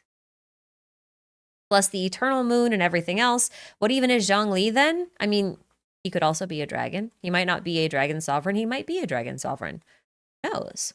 But either way, I would say he'd be more allied to that side. But yeah, so this is such a hard thing to articulate because so much of the evidence is like these tiny little details that are like, oh, come on, that can't be what it is. But just the fact that there are so many of them piling up on each other, you start to look at it and go, maybe that is kind of possible. And that's what makes the theory so difficult to write and convey.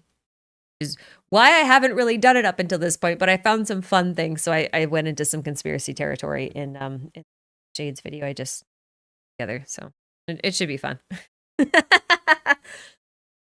But you know what they say, you miss 100% of the swings you don't take. So I'm taking the widest swings I can because sometimes the widest swings I take end up being the right ones.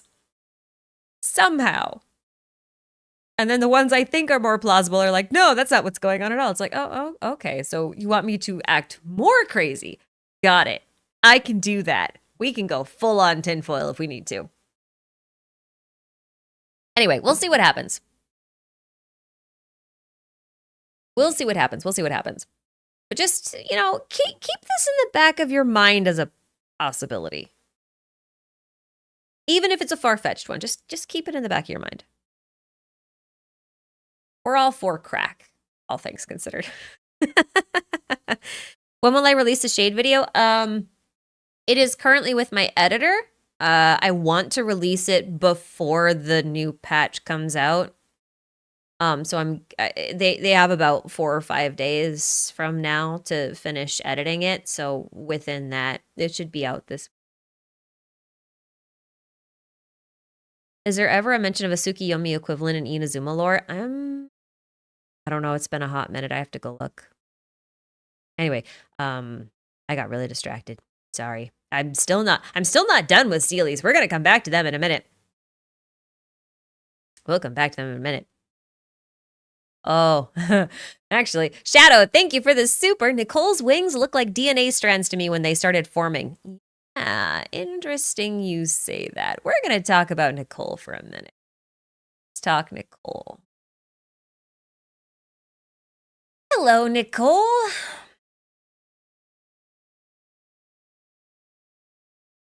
They do have the DNA strands forming out the back. You know who else has the DNA strands forming out the back?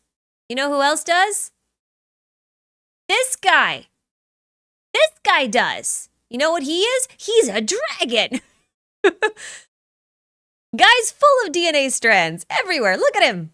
Look at him. It's like his thing. So ain't it just interesting that you've got a Seelie and they've got the gold DNA coming out. Also, she's got a crown. Which is fascinating because in the finale of Deep Galleries, it is that one. Right here. As her heart fluttered for reasons she could not know, the eternal star crown forged in love's name suddenly fractured. What is that? That looks like a star on a crown. Fascinating. Also, fun things. There's more fun things. Oh, I lost my thing. Hold on. I lost my chat. Where'd you go? Come back. Come back. Okay, very good. Okay. So 100% a Seelie. There's no arguing. She's definitely a Seelie. I want to point out a few things, though. Look, first off, her ear pointed. Who else whose ear is also pointed? It might be this guy. This guy has pointed ears. Yes, he does. Okay, can I see your face, please? Like, from the... You're ruining my dramatic moment. Ruining my dramatic moment. There it is. Okay. He's also got pointed ears. There's probably a much better shot I can give of his whole face. There, yeah, like this one. Here we go. Come on. There we go. Better. Pointy ears, right? Dragons, pointy ears, definitely a thing. And Layla, yes, also. The reason I'm pointing this out is because a while back, I seem to recall telling people, and I don't remember if it was, I think it was in a stream, that I learned about the origin of the word eldritch. Not spelling it right. I can't spell. This is how we've come to use it, but its origin was elf-like. Eld-like. Elf-like or eld-like. See? This is not what I meant to click on. It's supposed to be like perhaps relating to an elf. But like elf, not in terms of like Lord of the Rings style elf, but as in like the fae. The very how do I put this? Morally gray, kind of prankster-ish, you know, you don't really want to screw with them kind of thing. Funny that they have data going back to the 80s. I want to know how they do that. But yeah, I mean, like, because the Fae were considered the embodiment of the weird or the strange or anything like that, it became known, like the word itself became used as like strange or unnatural, right? But Fae in general, when we think of them today, they conjure two very specific characteristics. One is long elf ears, right? Like Flea has, or like Nouvelette has, or Alice, or Nicole, right? Or even Chaska, Layla, those sorts of things. Nahida. But they also conjure the idea of like fairies. Now, fairies come in a lot of different forms, but generally speaking, when we think of fairies, as you can see from this very quick Google search, oftentimes we think of fairies as having some sort of insect wings.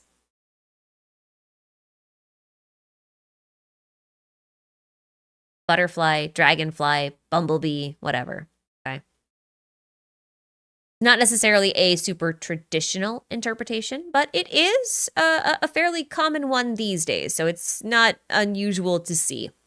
Also, horns are very common for other reasons we'll get to, but the point I'm trying to make here is that when she unfurls her wings, it starts out as DNA strands, but when they end, they sure look a bit like butterfly wings to me.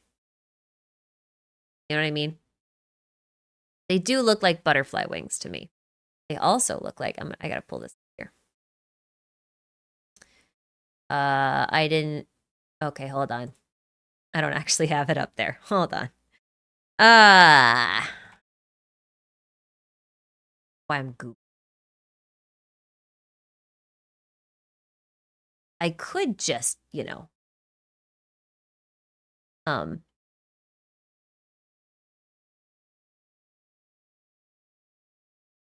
this was pointed out. You guys remember when I used A's underwear as lore because there were butterflies on it? Do you guys remember that? I'm gonna do it again.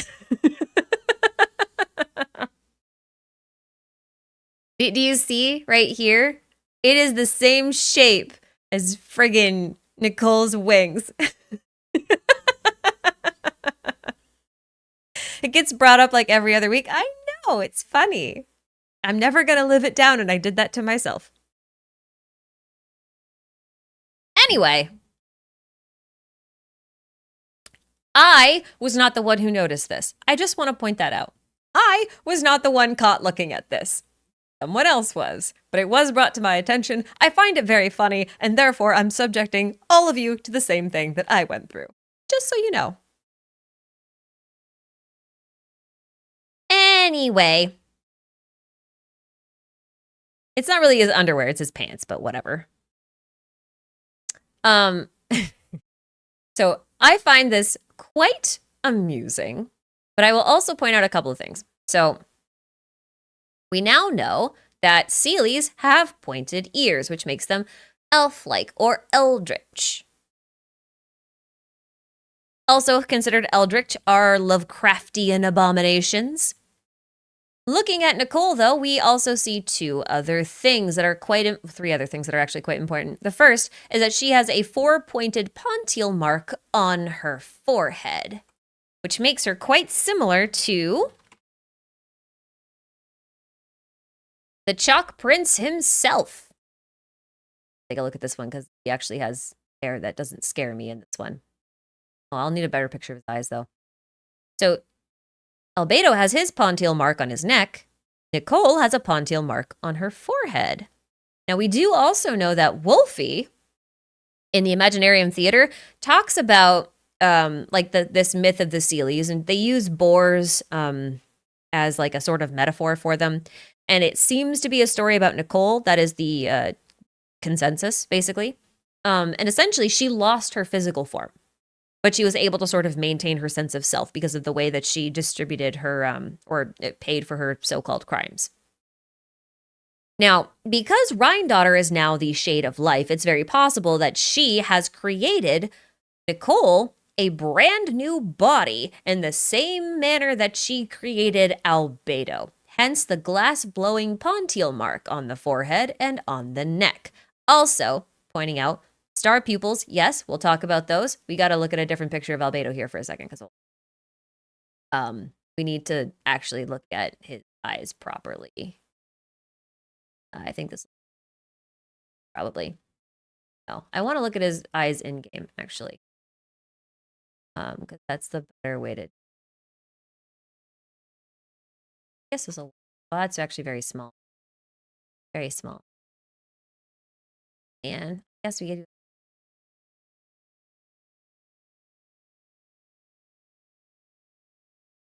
I guess that's not technically. Okay. I want you to look at something on Albedo's eyes for a second. Albedo actually has the alchemy table in his eyes. Do you see it? Actually, I should pull up the alchemy table. Hold on. Away.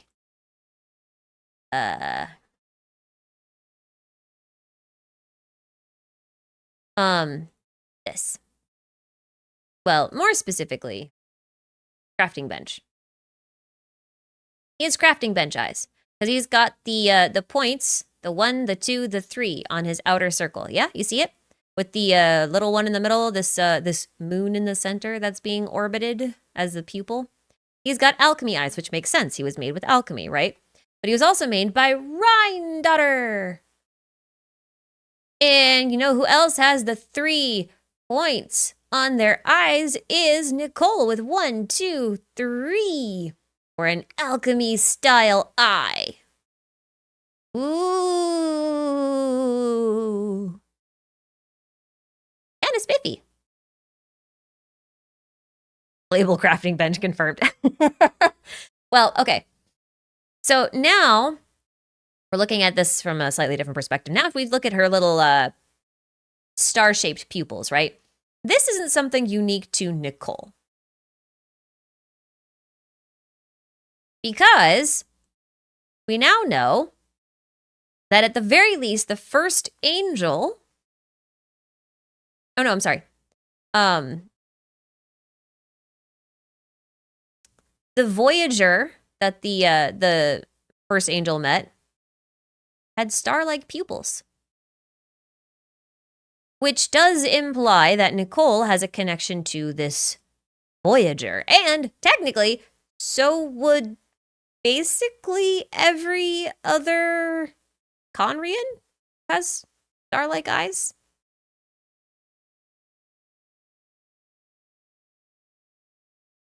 Why would Rhine-Daughter need Shade's power to make a body for Nicole, though? I don't think she necessarily needed it. It's just, you know, it's just a fun fact. She could have done it before.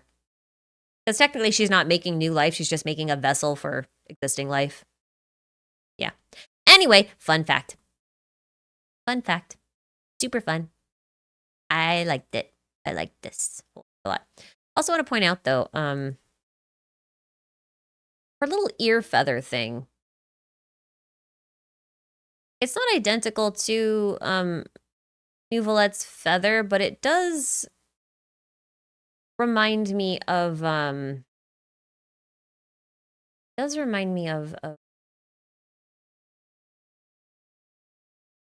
Saurians thing. It does remind me of Saurians, like Aholosaurs.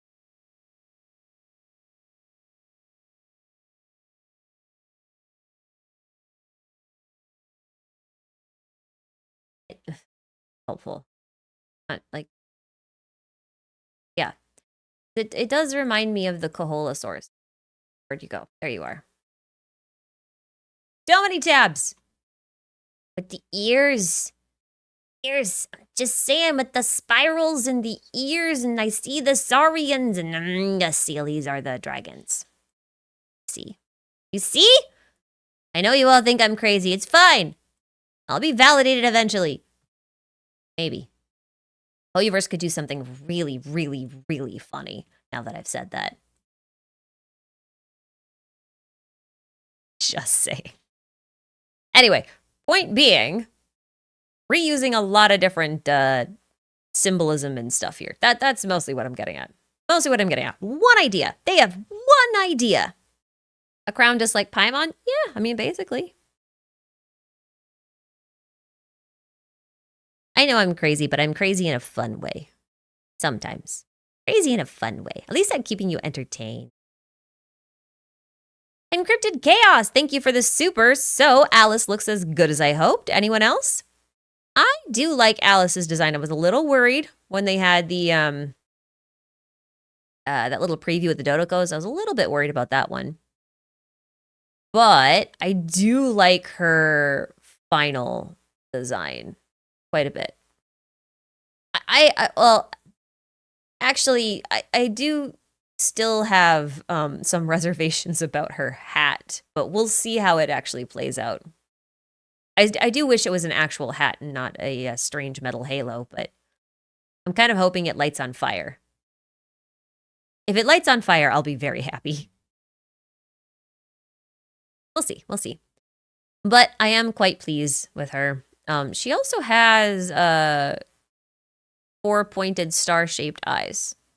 Not her pupils, but like the inside of her irises. And they're actually quite similar to Nahida's, which is interesting. Especially since they both have elf ears. Very interesting. Very interesting. Kanade17, thank you for the super. Is Teyvat kind of like Amphorius? If so, are the shades like Lygus? Because from the Teyvat chapter interlude trailer, I saw tech and glitch effects. I mean, I think it's really hard to say for sure right now. I do think it's a possibility.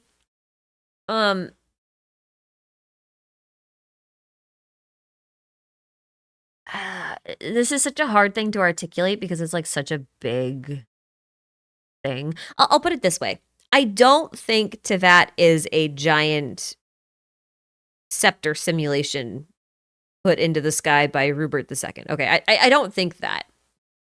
So in that way, not like Amphorius. I do think, however, that Nibelung is like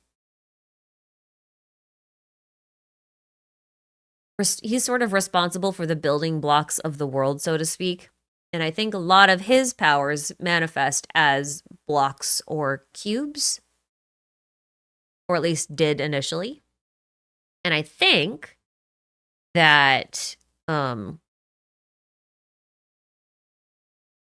this is so difficult to explain well. Not going to do a good job of this. Okay.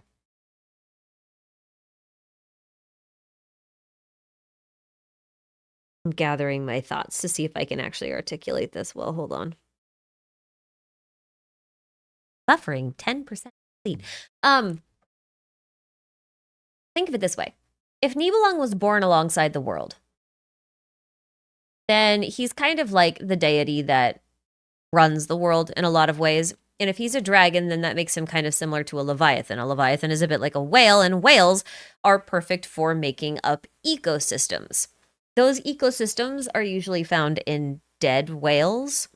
So the dead whales create whale fall. And there's all sorts of different species that love to live within the whale fall, including chordate animals, which humans fall under. Humans are technically chordates. So I'm kind of thinking that Nibelung, when he was born alongside the world, may actually create the world using his power of reason, but he would have to imagine the things that he would create first. And in my opinion, the things that are in the imaginary are things that you'd find in your dreams, like your daydreams. You would be inventing things, thinking about things, right? So to me, Nibelung is more or less dreaming the world into existence. You would go to sleep, wake up, create things, go to sleep, wake up, create things kind of thing. And I think that the dream/building block power sort of manifests in a digital language, so to speak, because he is essentially programming the source code of a world. But I don't think he's technically inside of a computer simulation. I do think a lot of the computer stuff is a bit more metaphorical. And the reason why dragons are a bit more robotic and all of that kind of stuff is just more in line with the visual and what have you language that they're using to link the dragons with things. It's typically like water-based and cube-based. Waters and cubes. Ice cubes, rather. That's kind of how I see it. I don't know if that actually was articulated very well. But like in the live stream, like the last live stream, they commented on how Inefa's stuff was kind of similar to Kanich and Ahao's pixely kind of stuff. And we know that that's very digital and whatnot. And a lot of the dragons in Natlan, also very digital, high-tech kind of thing.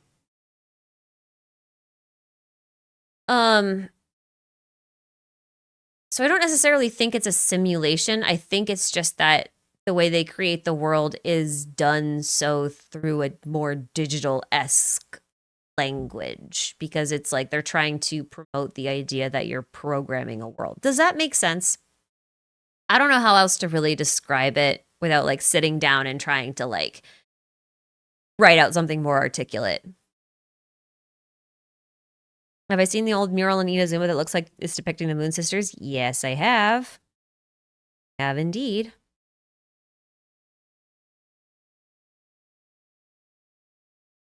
You just noticed in a post that if you join all types of resin, fragile, condensed, and transient, they form the Song of the Welkin Moon logo? Yes, they do. Do indeed.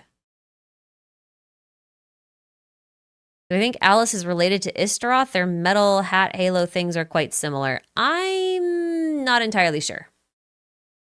I don't think so. I don't think so. More of a created world than in a sim world? Yes. I just think that like the world is being created from some sort of source material, and the way that that gets done is just using a visual language that is more relating to computer languages, if that makes sense. I think that sort of a metaphor is a lot easier to understand and follow, you know, that kind of stuff. Do I like Nicole's design? Yeah, it's very classic. Her design is very classic. It reminds me of like 80s and 90s. This might be a bad example. It reminds me of this era of anime. You know what I mean? Like, she reminds me of this quite a bit. No, not Voltron. She just reminds me of that 80s, 90s kind of old school anime design. That's the vibe she gets. But I quite like it. It's very nostalgic for me. So I'm quite pleased. It's not Rayer. It's oh my goddess. Yeah, sorry. It's not so much that she reminds me of any one of these characters specifically. It's just this era of anime. You know what I mean? Like this specific era of anime. Very specific era. That's what she reminds me of. I think my Chrome froze again. Fantastic. Love that. Okay, well, I'm gonna let Chrome unfreeze itself. I'll let them take care of things. Almy, 250, thank you for the super. Is this a good time to say that Men of Lithen is real? There was no difference between life and death, floored me. Fane's recycling humans to power Tevat? I mean, yeah, more or less. Phlogiston and the Primordial Sea seem to be the two primary source materials that they're pulling from. If one, yeah, Chrome is really struggling. Holy cow!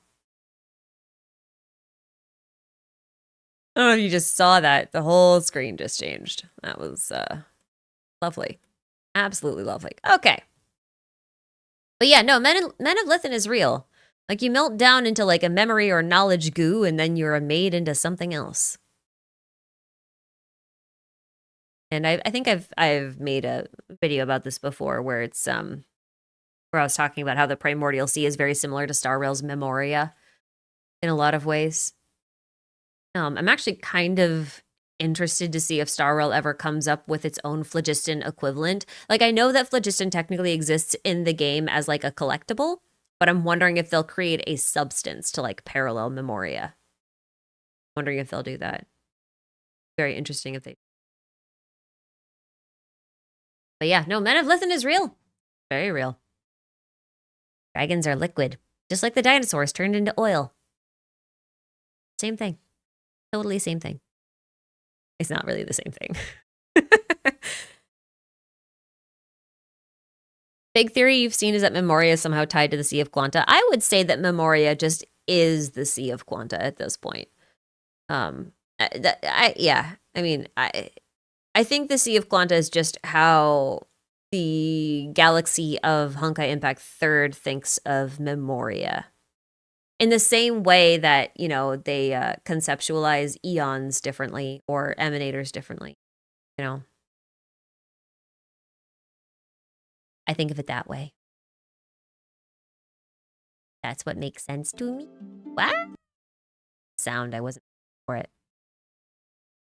Didn't Polka try to hide stuff concerning Phlogiston? Oh, she?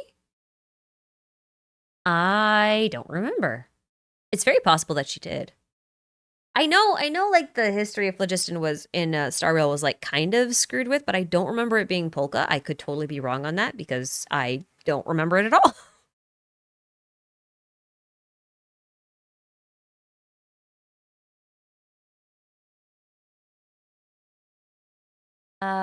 Okay, I actually want to look it up. I want to look it up. Hold on. Now I'm curious.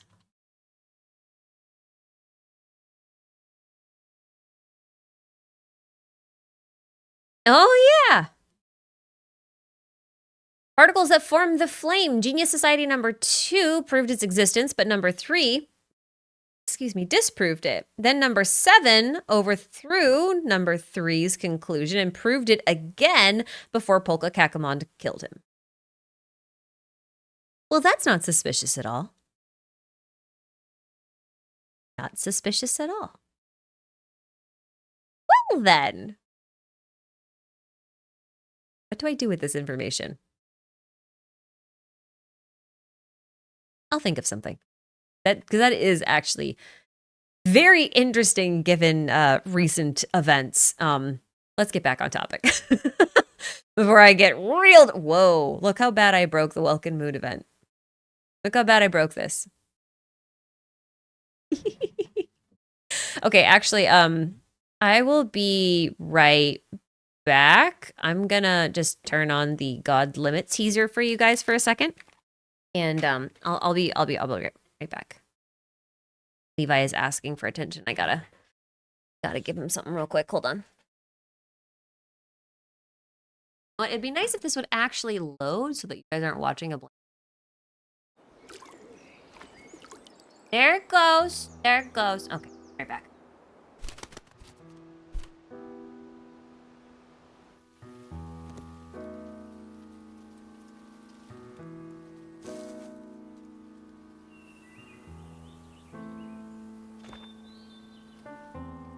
This world has always been so.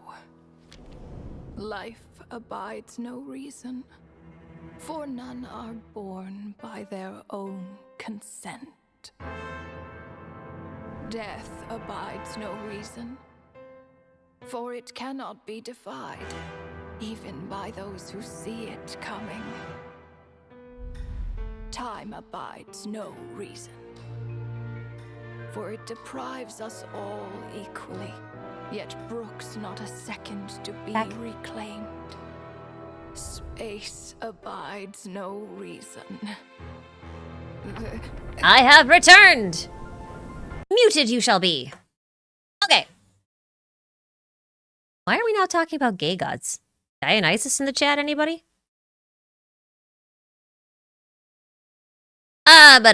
Okay, where was it going? Okay, Chris, thank you for the super. If Colombina is a moon and is on the statues, her constellation would probably be in her own likeness, right? Are there connections to moons and birds? Oh, that's a hard one. I don't actually know the answer to that. Let us investigate.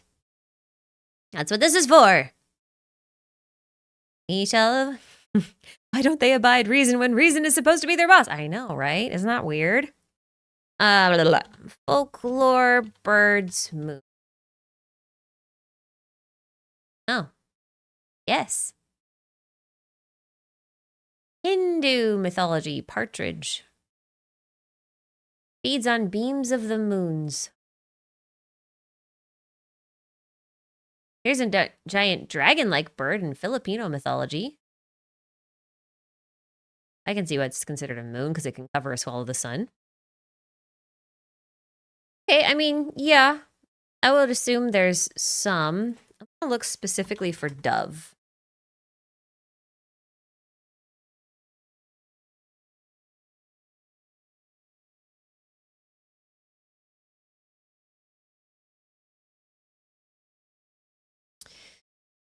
Oh, that's interesting. I don't know anything about this book. But it does seem like something that would be very interesting to read about.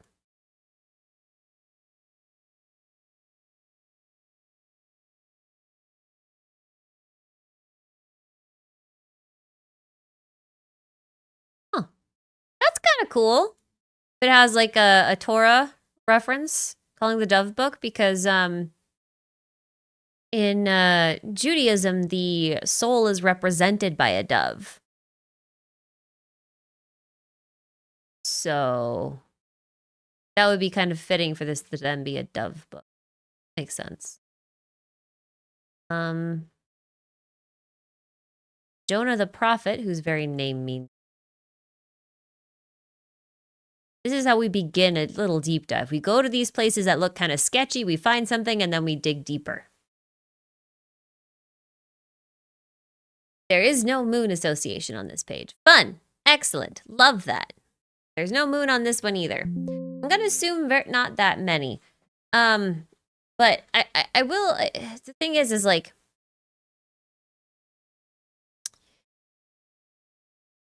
the doves as souls is kind of right here. This is kind of where I would try drawing the connection here, if only because when we think about souls, we think about the realm of the dead. When we think about the dead, we think about the eternal sleep. Moons are around when you sleep because it's nighttime. Nighttime, death, you know, affiliation that way. That kind of thing. Mosquitoes. I had to close the door. Doves are souls and souls are fate and moons because the moons are fate. Yeah, so souls, constellation, stars, moon, fate, something, something. That's a pretty good word vomit salad of the association goes, actually. It's pretty accurate. Also, I do wonder if this will tie into Before Sun and Moon's little passage when doves held branches.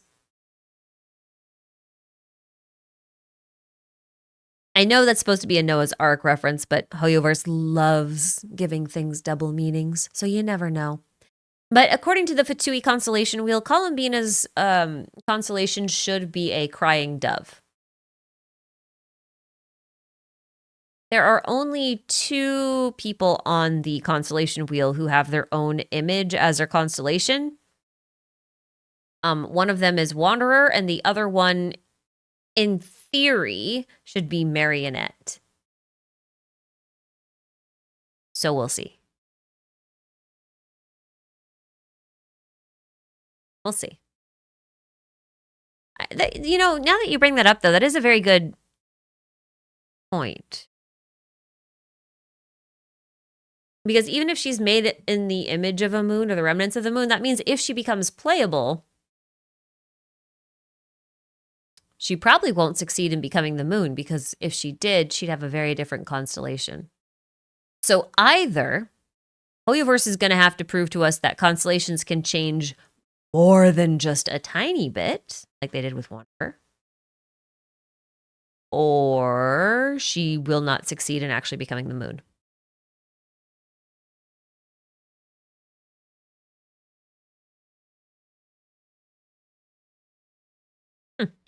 Well, that's fun.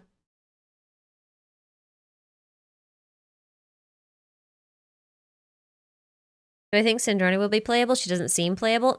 I have opinions on Sindrona. We'll get to her. I'm trying to catch up, but geez.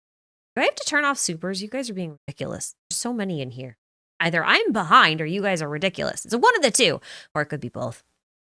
Berry bread. Berry bread. Thank you for the super moment of silence for the horses and... I can't say his name. Is it Seamus Peg or Shamus Peg?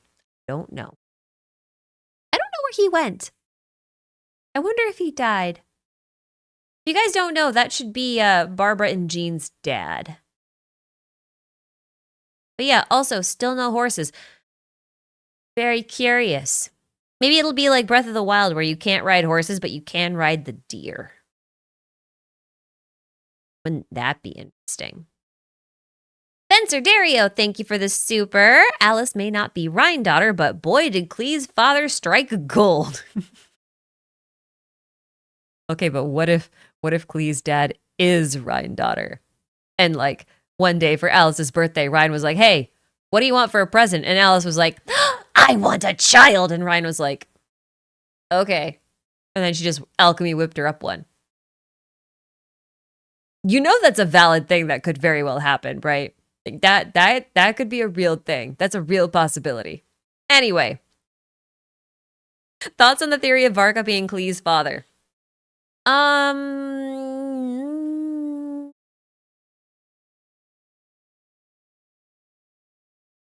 Maybe.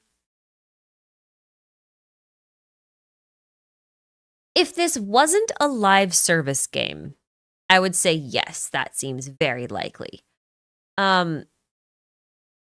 But Hoyo doesn't really like to give their playable characters canon committed relationships. They'll give them implied relationships, but not like canon ones, if you know what I mean. Like in this case, Klee's mom and dad would have had a child together. Because that's how you get Klee. And that's kind of like making it canon and committed and not just like a plethora of subtext. You know what I'm saying? I'm not 100% sure Klee's dad is real.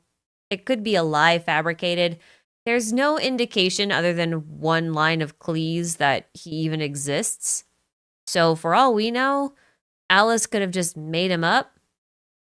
I will also point out that in the Golden Archipelago event, the first one, the 1.8 one, Alice said that Klee was a gift from the sun and wind.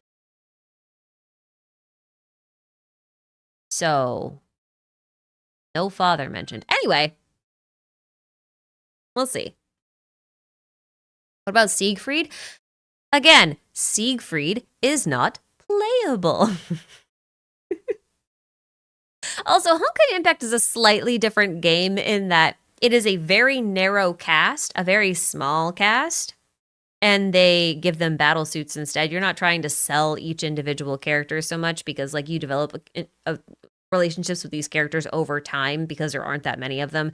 It's a little bit different, but, like, generally speaking, you look at Star Rail, you look at Genshin, you don't really get playable characters that are in committed relationships. So, you know. Anyway.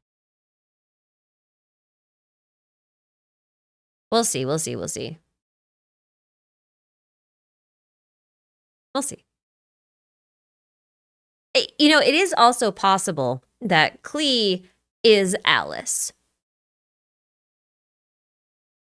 I know that sounds weird, but like, how do I put this? If Durin can have two versions of himself, one is a real version and one is a tiny little storybook version of himself, then it's also possible that Alice could have a storybook version of herself. So, I don't know.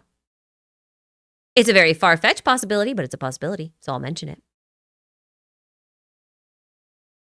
I think it's more likely than Alice having a committed relationship with someone who's still alive and playable, but whatever. That is neither here nor there. Bruno ARQ, thank you for the super. Nicole is daughter of the Voyager and first angel. The boy the Voyager possessed has star-shaped pupils, and the first Nod Krai teaser, the Seelie is her. Yeah. I think we talked about that like a while back. Like an hour ago. Oh man, I'm so behind. It's horrible. Why am I so behind? But yeah, the boy the Voyager possessed had star-shaped pupils. It's hard to say whether the boy himself had star-shaped pupils or if the Voyager had star-shaped pupils and possessing the boy gave them star-shaped pupils because, you know, eyes are the window to the soul and all that. Hard to say. But it's not a bad theory. I will point out that it does seem like Hoyo might be going the Enochian route with stuff, right? Like, we'll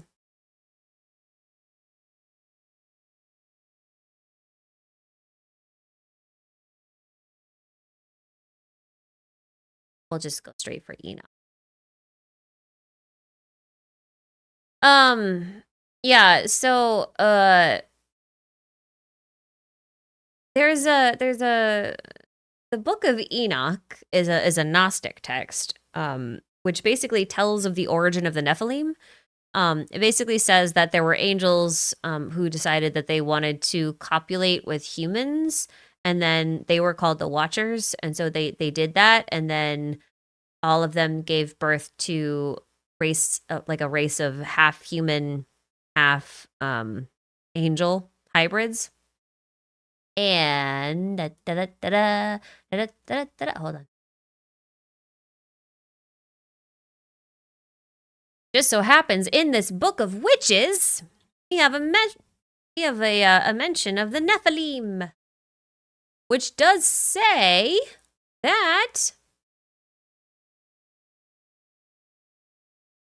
Actually, that shade symbolizes the dominant race of this world, the Nephilim. They were the children of gods and humans, and so their blood, too, was a conflux between the red blood of humanity and the golden divine blood, which makes green for some reason. Don't ask.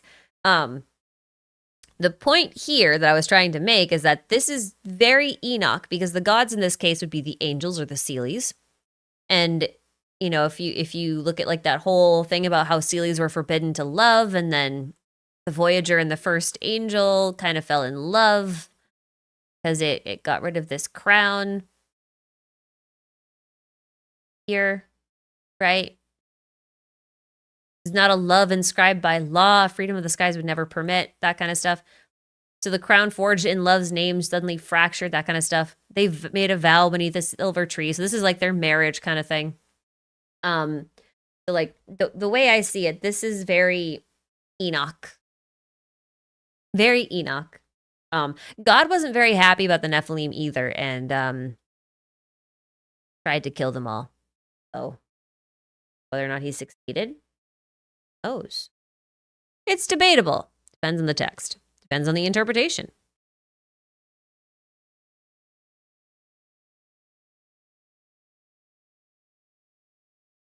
Hard to say what the Voyager is, actually.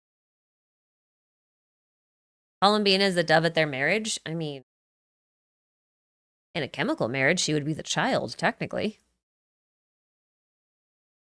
Maybe Lieben is Alice's husband. Do you know how funny that would be? That would be so funny. I don't know if anyone could even be mad if it was Lieben. I really don't. That would be so funny. Levi, stop opening the door. There's mosquitoes.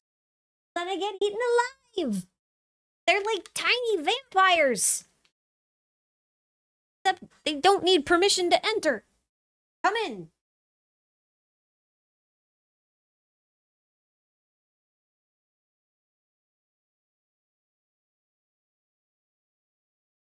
Oh, I need to fix your haircut. You look so bad. Oh, you poor thing. Do I ever update on any social media? No. I don't like social media. It's so much time and energy that you could be spending on something else, and I have so many things to spend time and energy on. So I basically update YouTube. That's it. That's it. That's my only social media. I don't even have personal social medias. I don't have an Instagram. I don't have a Twitter anymore. I don't have a Blue Sky. I don't have a Tumblr. I don't have anything. Straight up. I don't even have a WhatsApp. I have a Discord. That's it. I guess that counts. I just like, I don't know how anyone has time for this. Really, really don't. I have no idea. No idea. I feel like everyone has like twice the amount of hours in a day than I do. To be able to do all I just it's unfathomable to me. Absolutely unfathomable. Anyway. So off topic, I'm sorry. I didn't mean to do that. What am I doing? Things. Please let me catch up on supers. Please don't ask me any more questions. I actually want to talk to chat. True Digi, holy App Labs 11. Thank you for the super. And for a very long name. We Moon Slimes. Slimes and a shop or event weapon, or to get to replay events that we have missed, or... Whoa. Sorry, I don't understand this sentence. I'm gonna just read it as is.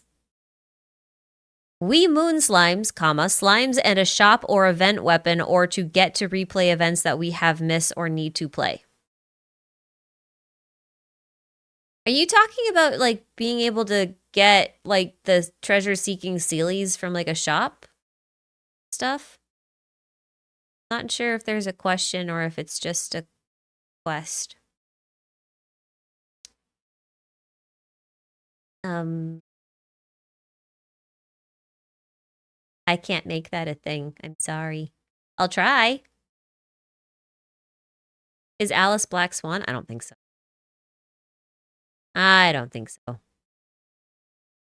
You are not going back outside. Sit down. Levi. Yeah, it's a good side. In and out like a cat.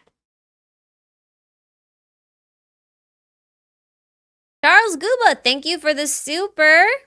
And for the second one.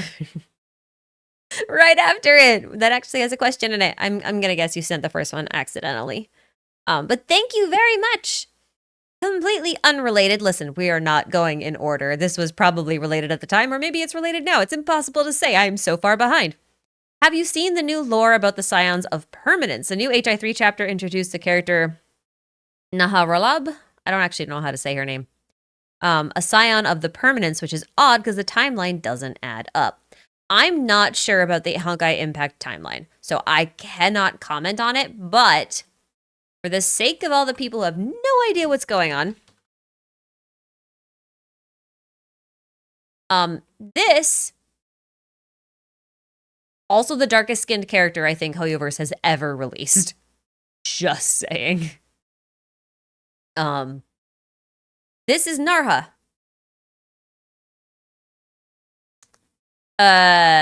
She's a dragon.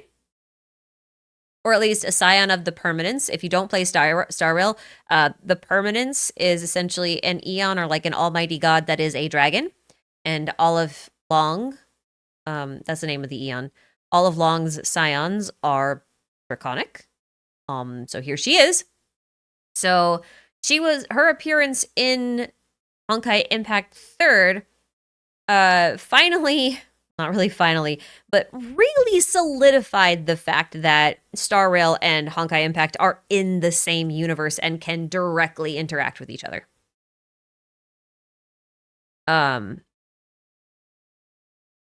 Is this where all the melanin went? I know, if she could just donate a fraction of it to Natlan, that would be fantastic. Just a little, just so they don't burn up into a crisp. Ugh. I don't actually know anyone who's as pale as anyone in Genshin in real life. I feel like they would all fry. The sun would just be like, ha ha ha, you want to be a lobster? I can oblige. They're all so pale. I feel so bad every time I see them. I'm like, your sunburns must hurt like hell. Anyway. Yeah, so this was a whole thing. I don't know anything about the timeline. I really don't. But it is very useful to look at some of the design choices that get made with when Hoyo does these crossovers, because oftentimes there's, you know, some little hidden symbolisms that you can sort of cross over. So that's fun. I guess she has a dragon form. I actually have not. That is not Honkai Impact. It's also not a dragon. That is a jellyfish. Yeah, I don't know a lot about that. I really should read up on this because it is actually quite interesting. I've just been, like I said, a bit behind. I spelled her name. That's why nothing's for it. That makes sense. I just spelled her name. That's normal. I can't spell. No one is surprised. Literally no one is surprised. Wanted to see if this mark on her hand was actually like a triple moon, but I can't really tell. It's just really hard to see. Also, my internet appears to not be cooperating. What else is new? Anyway, fun stuff though. Fun stuff though. I do want to know more about the time. Long, the whole thing with Long is what gave birth to my whale fall theory, honestly. Yeah, see, it does seem like she has like the moons on her hand. And her golden blue color scheme is very Very ley line. Very abyss imaginary marriage kind of thing. Anyway. She's full of symbols. Full of symbols. I do like them. Wish I could see her full model, though. Probably a full render of her out there somewhere. Somewhere out there.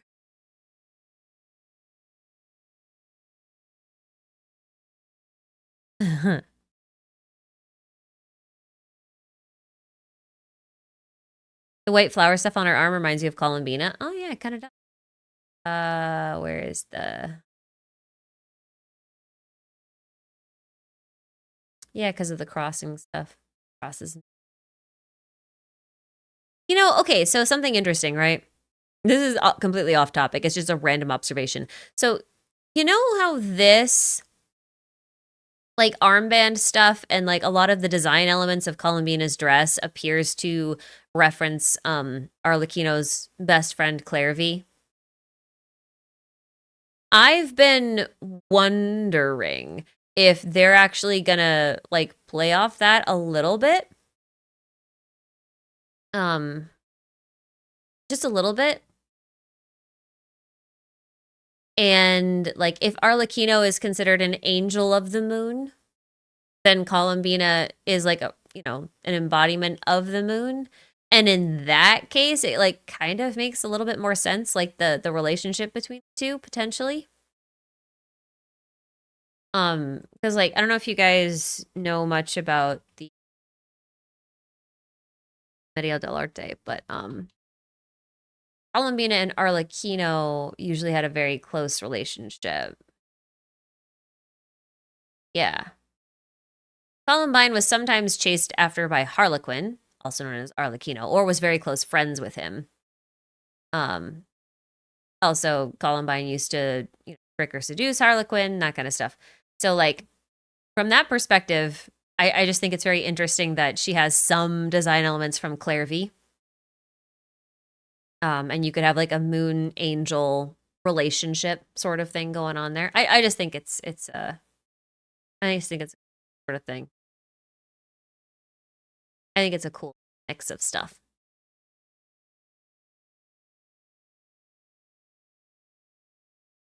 Do I think Colombina will have a connection to not only one of the moons, but also one of the shades like Arlecchino? Not directly. I mean, if I feel like she has a very different thing going on. I just feel like she has a very different thing going on. I do wonder if that may have been the plan for her originally, but it's not the plan for her anymore. You know what I mean? Because, like, the way Hoyo writes stuff, they leave a lot of room for play if they change their mind on something. Like, they write things in a somewhat vague way a lot of the times, just to allow themselves enough room to not really retcon something, but to change their mind and still not have to change lore that's already established. If that makes sense. So I think it's possible that that was a plan at one point, and they changed their mind when they added Nod Krai into the whole mix of things. Just a risky run when you have a live service game. And also when you're Hoyo and you don't understand how pacing works. It's fine. It's fine. It's fine. Wazdi Khan, thank you for the super. What role does the solar chariot and its rider play along with the moon sister? Any nods to day-night dragon relations with the rule over any realms or regions? I'm not really sure about day-night dragons necessarily, but I'm gonna assume that the solar chariot would just be the one who casts light on, you know, the moons themselves. So if, for example, the moons are reflecting the light of the sun, then the sun would have to be the source of their light.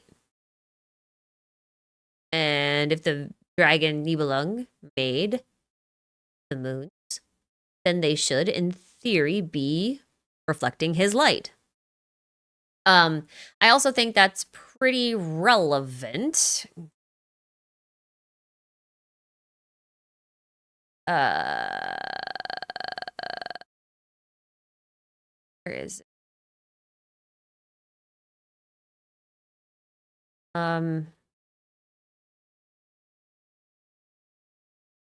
Maybe this one. Might not be this. Might be.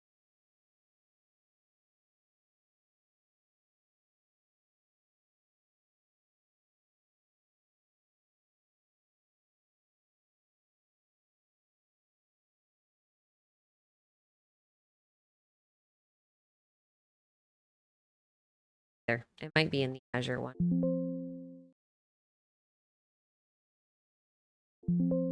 Is it? Where is it then? It's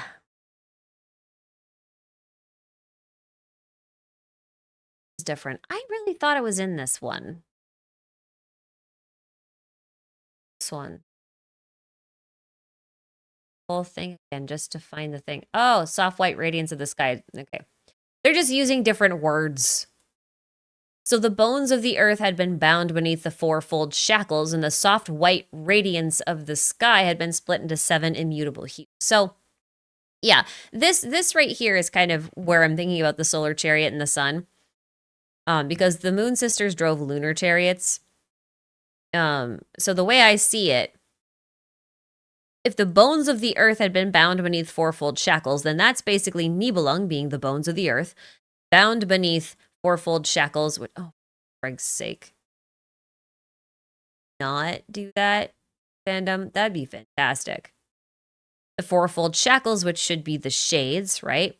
And the soft white radiance of the sky, in this case, would be...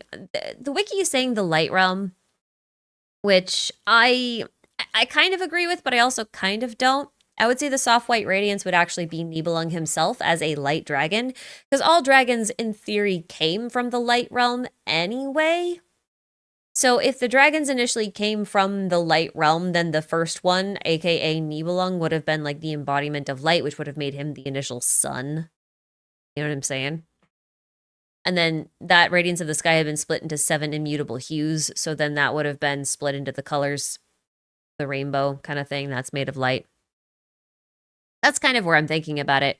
So Phanes, so the current heavenly principles, or at least as far as we know, Phanes also being a god of light, or a god whose body is made of light, also puts him in a pretty good position of being representative of a sun. So to replace one sun with another sun makes sense to me. But I will say, the mentions of the solar chariot in Genshin, it happens in a couple of places. One of them seems to belong to Deshret, who was considered to be a son of the sky. S-O-N, not S-U-N. But he's also a solar affiliated deity. So he did have a solar chariot that fell. So it's possible that Nibelung also had sons, as in not moons, baby sons. I could go find it. Oh, I forget where it is. Oh, that's the horrible part. I know it's in a domain in the desert. I mean, I can.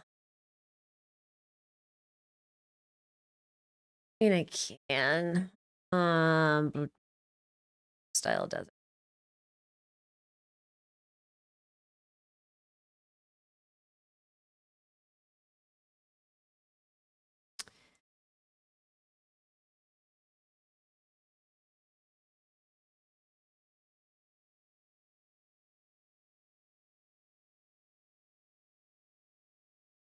It might not be in the hypo style. It might be in...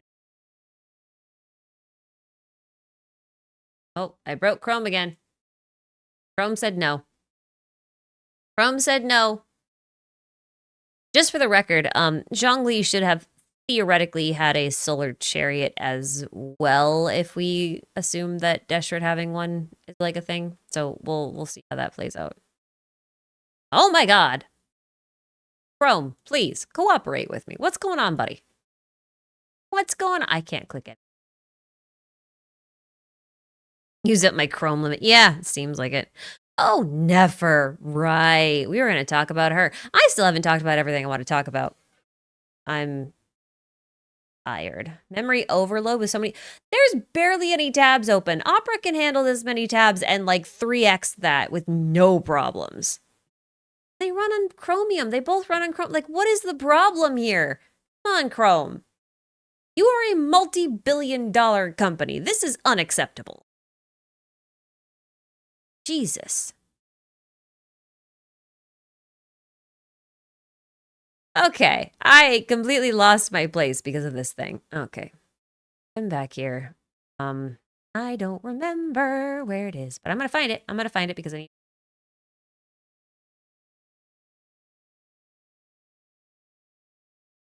This is a city of gold. Not.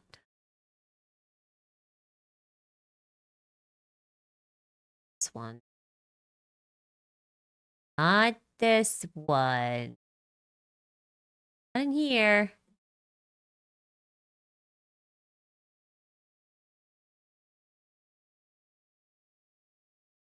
And you're not here, then you must be up here.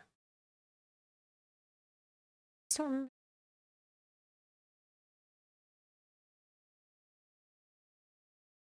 Oh, it's not gonna be Realm of Beginnings. That's a pep. That's not. That's not the thing. Is it seriously gonna be the last thing I look at? I'll find it later. I don't remember where I can find it from the in-game. Someone remind me next time we go in-game and I'll go find it. I can't. I don't remember what the heck it is.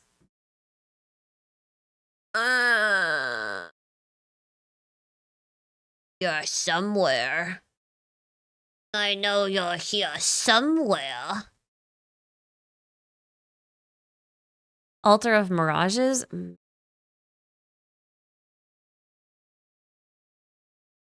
Riddle of the Sands.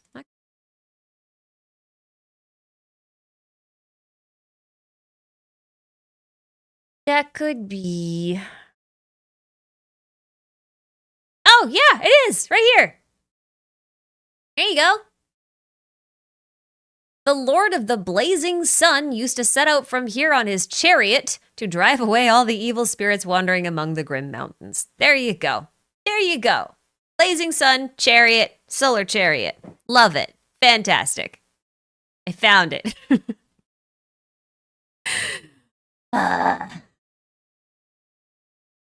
Oh, the bigger this game gets, finding things that you remember reading ages ago becomes hell. How do I know that's Deshret? Because he is the Lord of the Blazing Sun. That's one of his titles. It, like, straight up, Lord of the Blazing Sun is one of his titles. Lord of the Red Sands, King of the Sand, Morning King, God King, Red Lord, Master of the Sands. I mean, right here, he's Ra Harakti, which is sun god. He's based on Ra, the sun god. I mean, his demon name is Amun, as in Amun Ra, or just Amun. Don't want to mess in with Ra Harakti, but like Ra Harakti is like right here. So like, what are we doing? Point is, solar deity, chariot. There's a solar chariot. Not saying he's Phanes, not saying he's Nibelung. I don't think he's either. I'm just saying that there were potentially multiple types of solar chariots. Just saying. Just saying. Is Deshret my favorite non-playable character? Yes, because he's lots of fun. And even though he may or may not be connected to any sort of deep lore and may not become relevant in the future, they put so much foreshadowing into him that there's still a lot to glean from what we know about him all these years later about like what's going on elsewhere in the game. And I think that's really cool. Personally. You've been seeing people make theories about Nicole and Diluc being related. What's your thoughts about that? I made a whole video about it, so you can go watch the video if you want my thoughts on it. Straight up have made an entire video on Nicole and her possible relationship with Luke's family. Something for later, I guess. Do I think Phanes is an Eon emanator or someone else entirely? I don't really want to think about Genshin in terms of Eons and emanators, even though like I do kind of cross over into Star Rail territory sometimes. I don't think Phanes is an emanator. I don't think he's an Eon. I think he's a normal guy. A very normal, misguided guy. Or girl. It's hard to say. What person.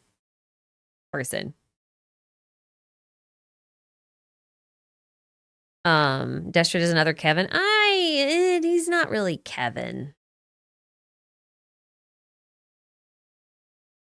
That's a long conversation to have, actually.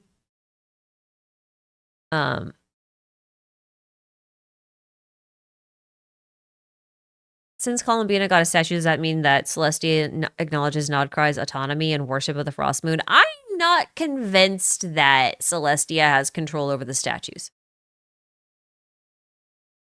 So, in my opinion, no. But you can't really take that as fact, because, again, opinion. Yeah, anyway. That was a bit of a tangent. Sorry. I didn't mean... Okay, just for the record, I did not willingly go into Deshret territory. Somebody else took me there. So it's not my fault this time. I'm just saying... Oh my god, I saw this come in forever ago. Lance White, thank you so much for your super chat and your patience. If you're watching this in the VOD, then I'm sorry I didn't get to this while you were here. If you're still here, hi!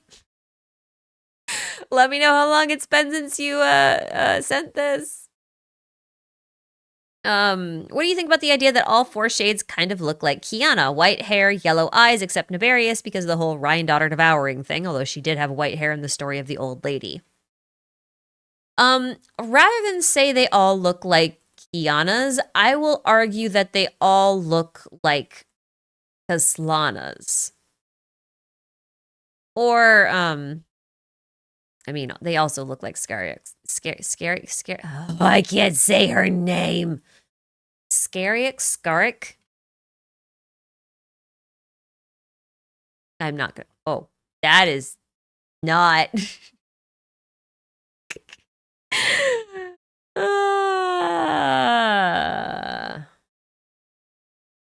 I can't spell. There we go. Skariak. Shariak. I don't know. This name.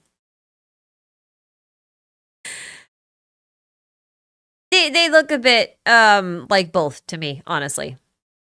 Both are bloodlines of white-haired people. The eyes are kind of notwithstanding because like Kiana's eyes were initially blue. They started turning gold. They ended purple.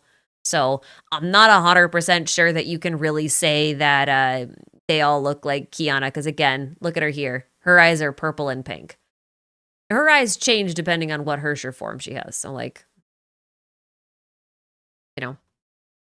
So I'm not entirely sure about that. They all do have white hair. Again, with the exception of Rhine daughter, but she doesn't count. We count only this one, Nefarious, and they had silver hair, so that counts.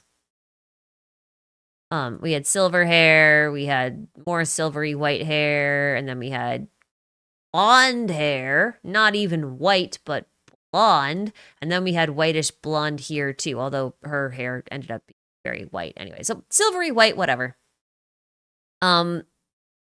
Definitely from that one of those bloodlines, one of the two.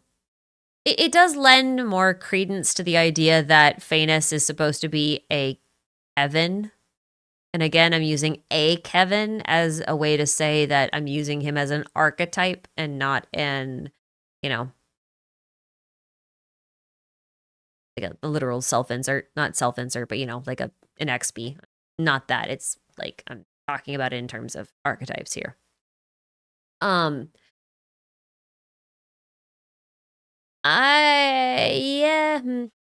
I think if anything, it's just, you know, One of the bloodlines. I think that's what they're going with. Hoyo likes their main characters to have white hair unless it's March 7th. She gets a pass because she's apparently connected to Alicia, and Alicia is pink, and she's always the exception.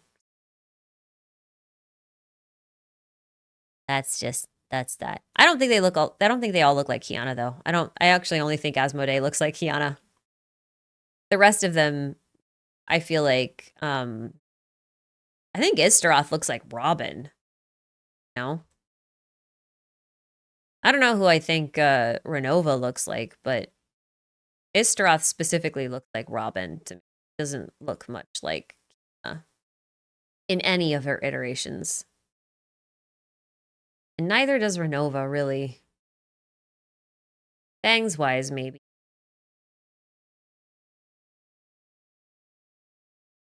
But, I don't know. They're all a little different. A little too different. We'll see. We'll see.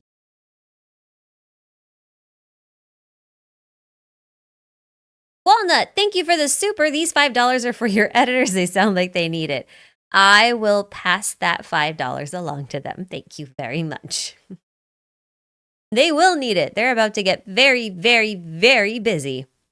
Nugses, thank you for the super. I am so late. Hi, lore starved chat. Yep, we're certainly lore. We are lore gluttons right now. We are stuffed on so much lore, it's not even funny. You've reminded me. I need to make an edit to the file I sent Harley. I'm gonna make a note. That needs to be altered.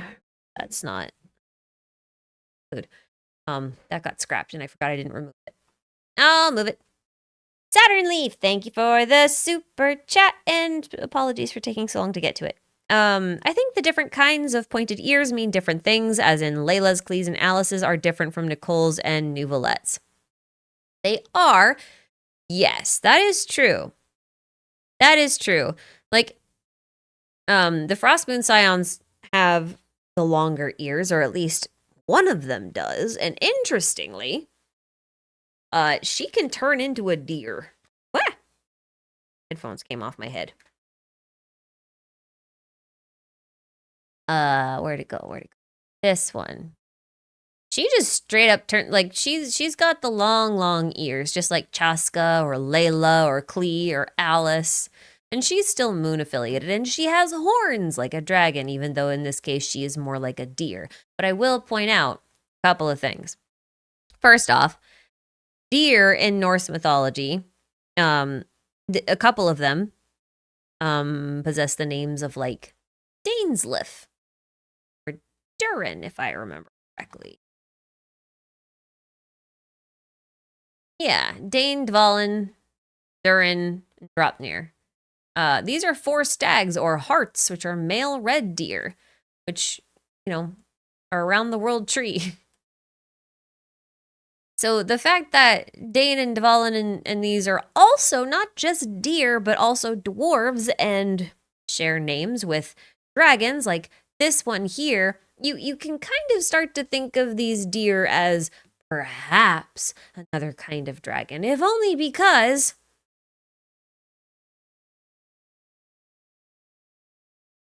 Chinese dragons have deer antlers on them.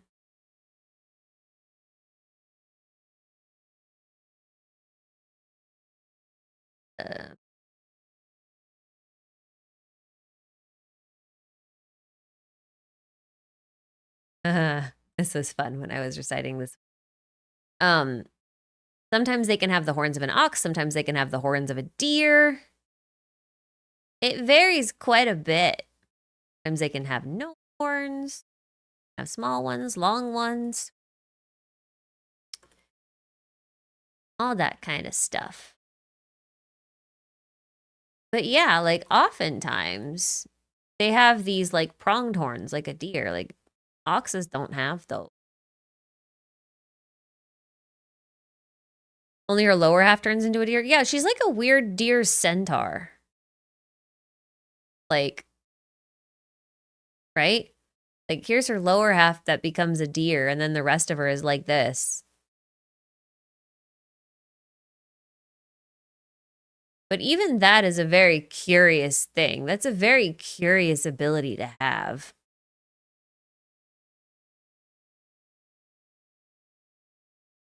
That better be her alt sprint. That's all I'm saying.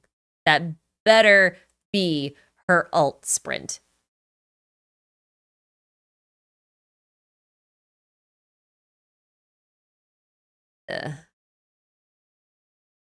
Capture her moment of transformation, but it's not going to let me. Oh, look, she's solid here, and then just they missed a frame. They missed a frame. It's funny.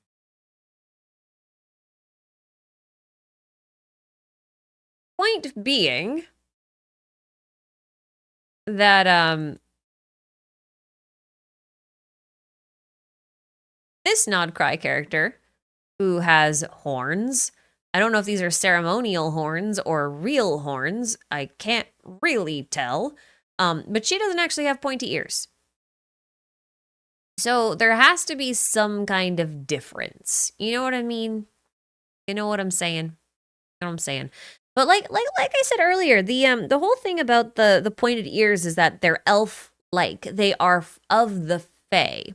And the way I see it, the Fae are the spirits of the world, so to speak. So even creatures like the Adepti would fall under the category of the Fae. And not all of them have pointed ears, although Xiao does, which is interesting. And they can adjust their ears, that's for sure. Why does Layla have pointy ears? She's probably related to the Frost Moon Scions. And honestly, so is Chaska. Or whatever bloodline created them. You know what I mean? That's how I see it. You get centaurs before horses. Maybe Lalma's a pureblood fae and the other character is a descendant and that's mixed with humans. Yeah, it's possible. Maybe it's kind of like Skirk E-Skill and she turns into night mode. Yeah. Skirk is funny too because she's very draconic in some ways. She's got a whole Melusine wing on her back and she's got the same little antenna strands that Nuvolette does.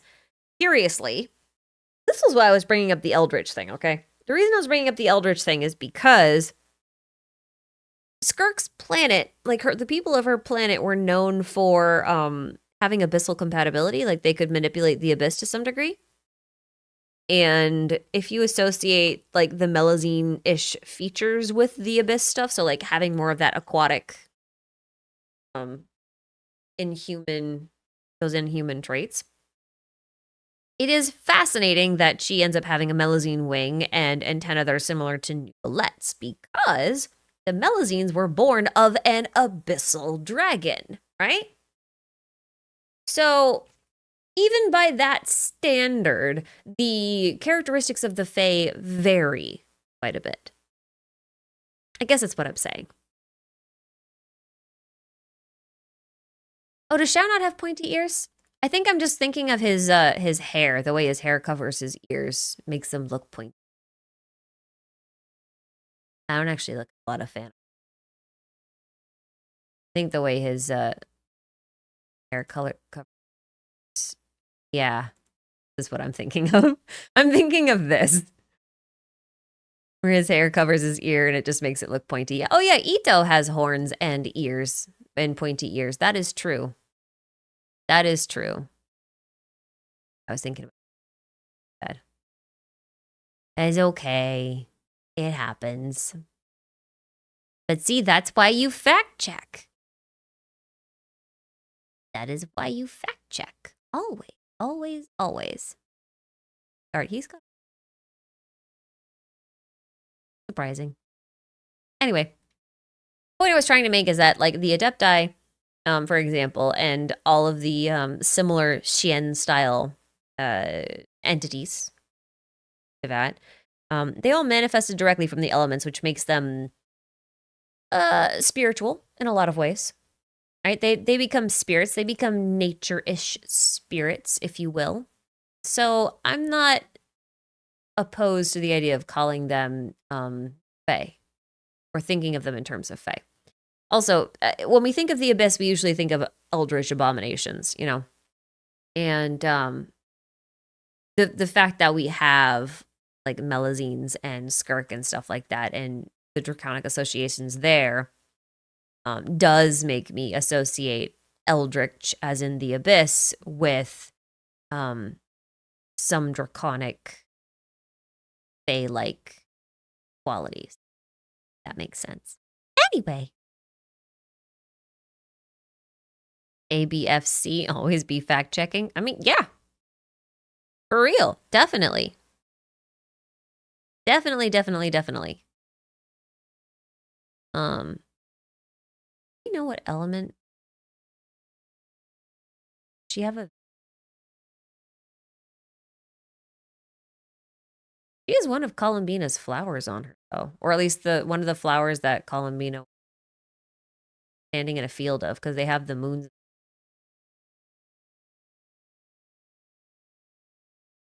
Oh, yeah. Oh, wait.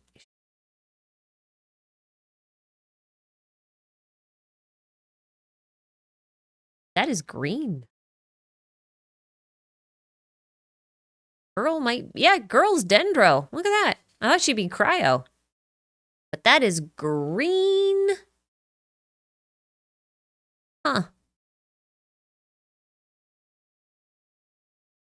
You can see it in the new trailer? Oh, can you? I didn't look carefully. I put the new trailer.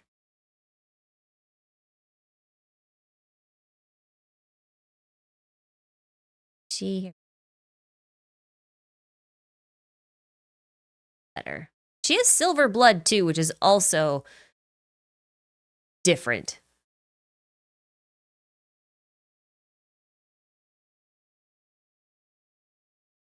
Oh yeah, there you go. There you go. That's a very clear shot. She is so dendro. Fascinating. But she's covered in blue leaves and stuff, so that makes sense. Any idea why her antlers take shape of the animal vision in the new trailer?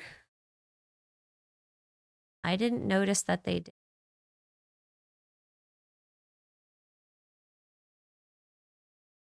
I guess they kind of do.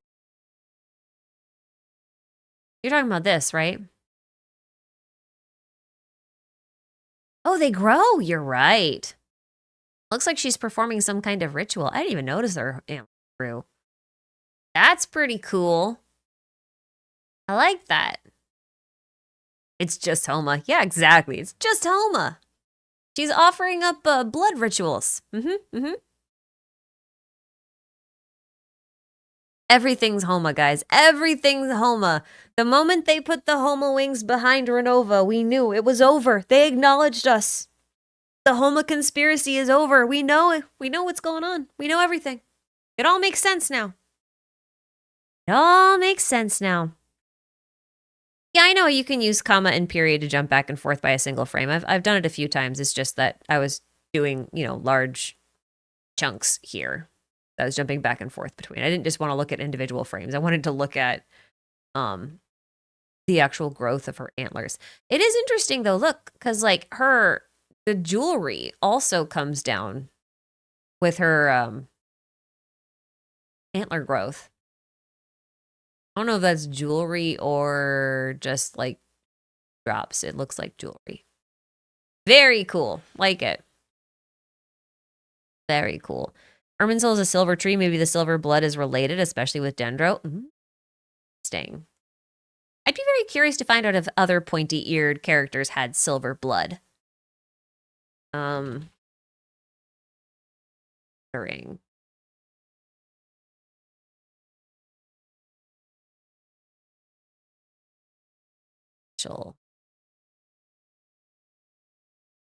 Okay, so there is a novel series where there's like Nephilim. That's not what I wanted to know. I was just curious. I was just curious to see if they have any silver blood association. I don't know anything about silver blood, actually. Silver tends to be linked to the moon. That's probably why her blood is silver. Yeah, I know, but like I'm trying to see if there's like some sort of external reference beyond just moon deer, you know? Noxes, thanks for the super. I heard the more tabs you open, the better Chrome works. See, you're trying to sabotage me. Sabotage me more than I'm already sabotaging myself. How shall you pay for your transgressions? Decide. Cryoscold7, thank you for the super. You should revisit and watch the cutscene for Amber's fairy tale book, Wind, Courage, and Wings. Yeah, I remember that one. It's been a hot minute, though. I've watched it a few times, though, because the doves are quite obviously resembling or representing humans. It's fun.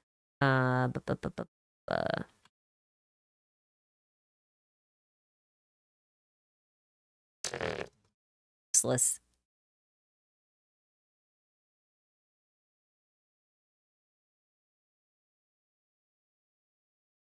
I can't spell. Even know if it's gonna won't be under the lighter story. I don't remember what it's called.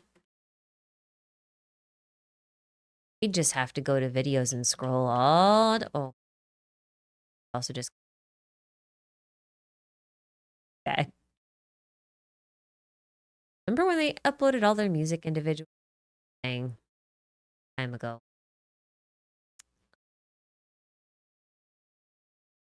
Is it not on YouTube?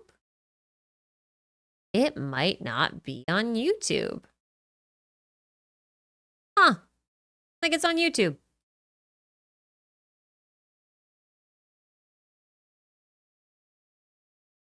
Huh. I don't see it. It would be very early on. Like this was post-launch of the game. They have the cutscene on the wiki? Oh, okay. Look on the wiki.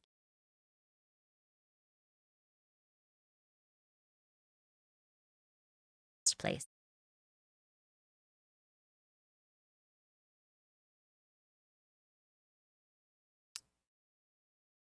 I see. Do have it. Oh. Well, that's useless. Guys, this book is in your inventory in game. You can watch it anytime you want to. This is the text of it, basically.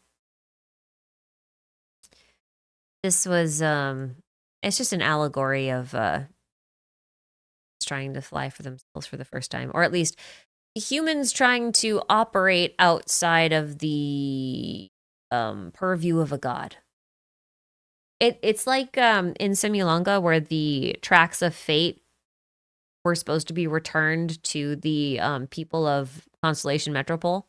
Like fate, they were supposed to take control of their own fate. They weren't going to be held by guardrails anymore. Yeah. Oh, interesting. Also, we've got the moon symbols here in Old Mondstadt. Those aren't really. I don't know if that's actually the moon symbol. That is like almost like a sun and moon symbol because like the sun's peering through it, but it's also a symbol that we see in both Liyue and Sumer. There's like a red sun, but it might not even be sun. Hold on. I don't mean to do this again. Oh, I'm gonna have to go get it myself. Fine. I'll go get it myself. I'll go get it myself. Oh, right. It's the moon behind. It's a black sun and a red moon. That's what it is. Oh, please. Give Dane a second. He's... There we go. You see this? You see this? You see this? It is very curious in light of recent things. Very curious in light of recent things. It's not just something on Dashard. He just happens to be the thing I have on hand for obvious reasons. But it's also in... Okay. It just takes me longer to find it. Got this one for the, got one. I don't remember what it's called. It is interesting that the Sangonomia crest and the Enconomia crests are quite similar.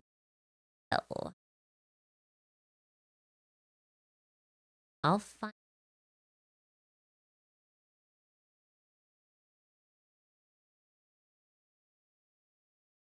Because I are. Oh, that's right. The Nartzenkreuz clock was also shaped like the three, wasn't it? Indeed, it was. Doomsday clock. There it is. This is four. This one. Right here. A red moon with a black thing in the middle of it. Yes. So as you see the similarities. Yes. See the similarities. I'll pull this up too. So we have all three. ZL3? You see it? One, here's two, here's three. It's the Nod Krai moons. They're everywhere. We just didn't know it for the longest time. Isn't that an eclipse? Mayhaps it is an eclipse, but isn't it interesting that it's basically the same thing? Is there voice cuts? Wait, are you hearing voice cuts? Oh dear. You guys should tell me if I have voice cuts. I can fix it. Anyway, that's, I got really distracted there. The voice is cutting out for you too? Oh dear. Why didn't you guys say something?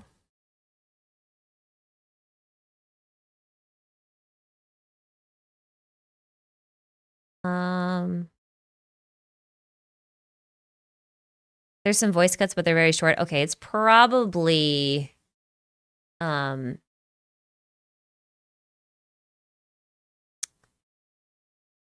it's probably my noise gate. Probably this. Let me know if it happens again. Kind of noise gate issue. Yeah, I had an issue like that with the expander as well. And I just haven't been able to troubleshoot it. It also might be like it does say that I have like a stream threshold warning. My upload speed's pretty terrible, so it's also possible that you guys are sometimes hearing an internet-based issue, but we'll see. Like it goes in and out, not for long though. It also might just be me going back and forth in front of the mic because I actually move a lot while I'm talking. Might be a YouTube issue. I don't know what it is. It's really hard to replicate everyone's same situation and then like troubleshoot the issues, but I'm gonna try. If I can at least mitigate it, that's ideal, you know. Do I have any thoughts on why Deshret looks more like Thoth than Ra in those murals? Is it just the art style? Now that I think about it, Deshret was supposed to be the god of wisdom, so I mean, technically there was a Thoth as part of his entourage. He had 7 sages. No, not you. I wanted Deshret's sages. There's lots of moon symbols everywhere. Oh, I can close that. We don't need that anymore. We don't need this anymore either. Or this, or this, or this, or this, or this, or this, or this, or this. Oh, wait, I wanted that. Or this, or this, or this, or this, this. Okay, that's better. Chrome, behave yourself. I wanted... He had sages. I don't know where the wiki has them, though. Oh, for crying out loud. They don't have a page for his 7 sages? I mean, yes, there's Hermanubis, but there was an Ibis king. And the Ibis one looked a lot like Thoth. Or Thote. Or Thought. I'm not sure how you actually pronounce it.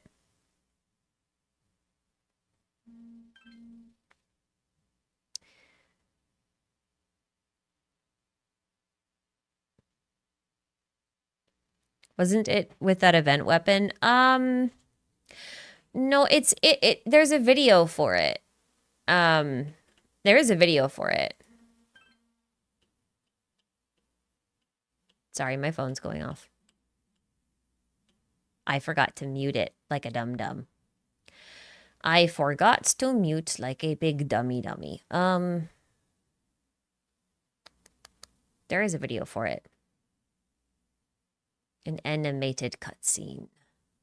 I thought it was around Sethos's release. Or just before. Mayhaps not. Mayhaps not. I'll have to go find it later. I don't remember where it is. Yeah, I thought it was around Sethos's release.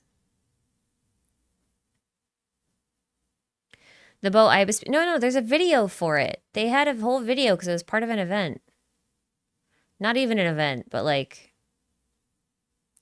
I really thought it was around the release of Sethos. Huh.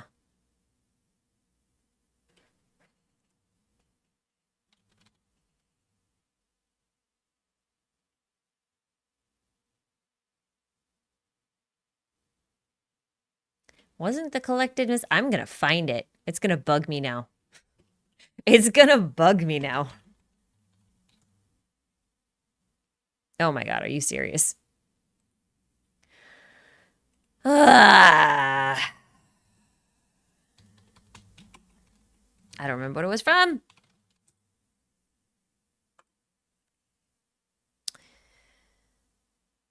Yeah, the Temple of Silence cutscene. Oh, it was from Sino's story quest. Yeah, okay.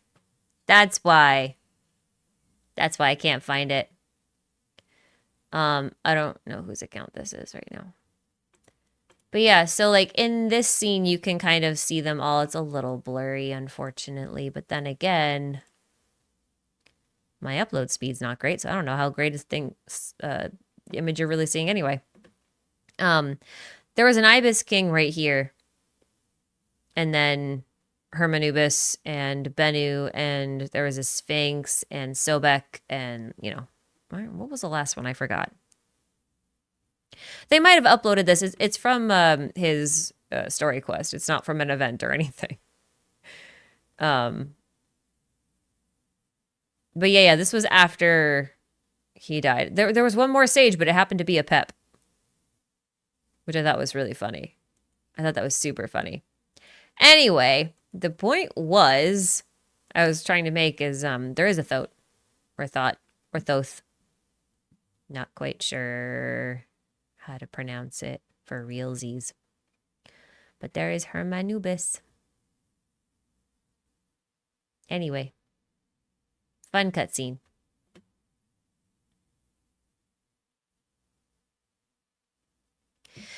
Why do Nod Krai vision casings look silver like Snezhnaya? That actually might not even be Snezhnaya's casing. It might be just the Fatui casing. And if it is, that does lend some credence to the idea that silver casings might be related to moon-related powers. Like, if silver casings are related to moon powers or moon affiliations, then it's possible that the Tsaritsa is also connected to the moon. Very possible. Very possible.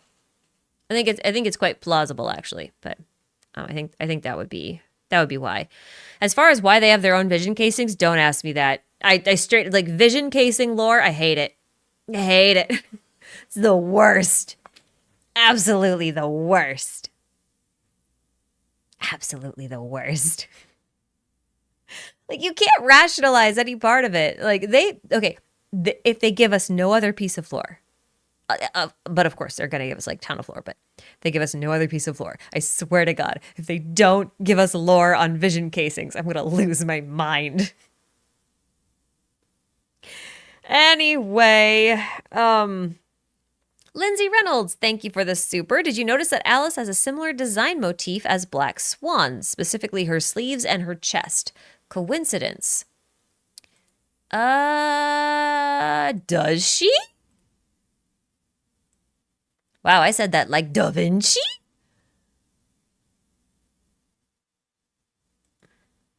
Well, I don't remember that, but I think I need to look again.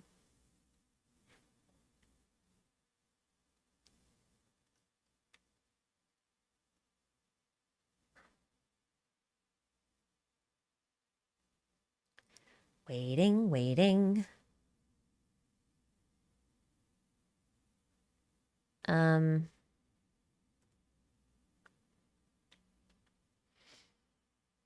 I mean, it looks like she has a heart on her chest. Actually, that's actually quite suspiciously Jinn-like. Not gonna lie. It looks like a heart with a green triangle, and it kind of looks like Kave's earrings, and I'm not having it. Her shoulder pad flower. Yeah, that flower's everywhere, though. Like, literally everywhere. I wouldn't put a whole lot of stock in it. She has a red symbol on her chest, too. Yeah, Black Swan doesn't have a red symbol on her chest. It's pink and, like, a bunch of other stained glass colors. That's what I'm saying. It doesn't quite feel the same to me. It is an upside down heart. I'll grant you that. Well, not upside down heart, sorry. It is a heart. And she does have one too. But like the argument you'd be making at that point is that Alice is a memo keeper. Which is possible. I mean, technically speaking, the Voyager was like astral projecting from ages away and like cast themselves into a physical body somewhere in the thing. And like Black Swan is a mimetic entity. So she doesn't actually have a real physical form. Her body is made out of memoria, essentially. So like, if you want to argue that these two are very similar in their design and stuff like that, which, yeah, I mean, like, I kind of get it. With the heart and the collar and the chest piece and the thing on the sleeves and stuff like that. You're going to have to argue that she's a memo keeper. Which isn't too far removed, you know? Like, that's not a far-off possibility. Because, like, in my opinion, Skirk's dark form, like, you know, her night mode, looks so much like Black Swan. It's not even funny. To me. I think they look too similar. But, I don't know. The clover motif is more similar, you think? Yeah, I mean, it is similar-ish. But that's also the Primogem symbol. So, like, it's so hard to say that for sure. I don't know. Imagine if Alice is just a history fictionologist. That would make them still related. In a lot of ways, you know? That's a Mondstadt vision just saying. Yeah, I know.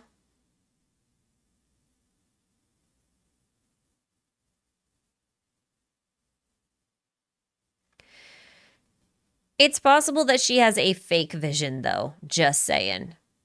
It is very possible she has a fake one.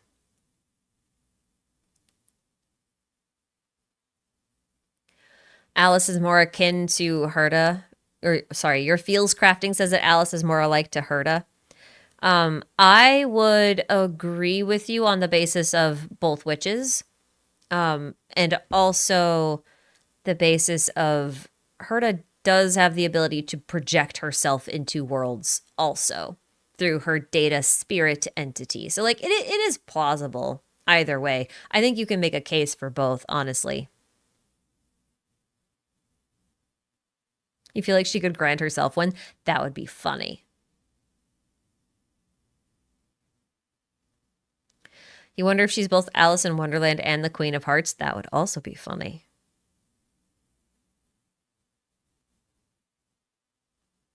That would also be very funny.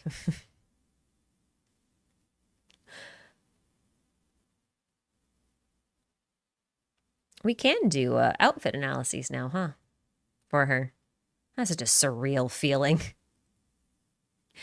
It's been over 4 years and we finally have a design for Alice, and I'm not sure how I feel about it. Not the design, but just like the fact that we have one.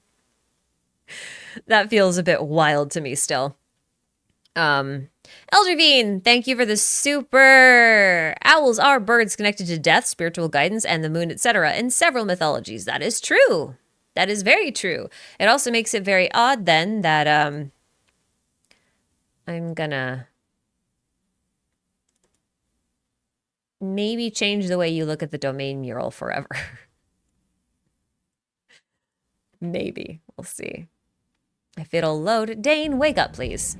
There we go. Tell me if you see an owl. Here's a beak. Here are the eyes. Here's the wings and the body. Do you see the owl?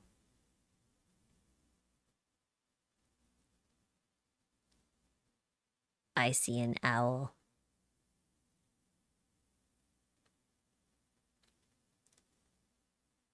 Anyway, you'll probably never unsee the owl. It's not like a super, like, distinct owl.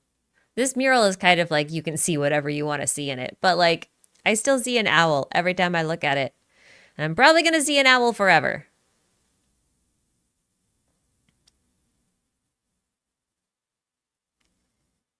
The Thunderbird also happens to be based on an owl, and she has a lot of death motifs. Is it an owl? Huh. It never really looked like an owl to me. Are you sure it's supposed to be an owl?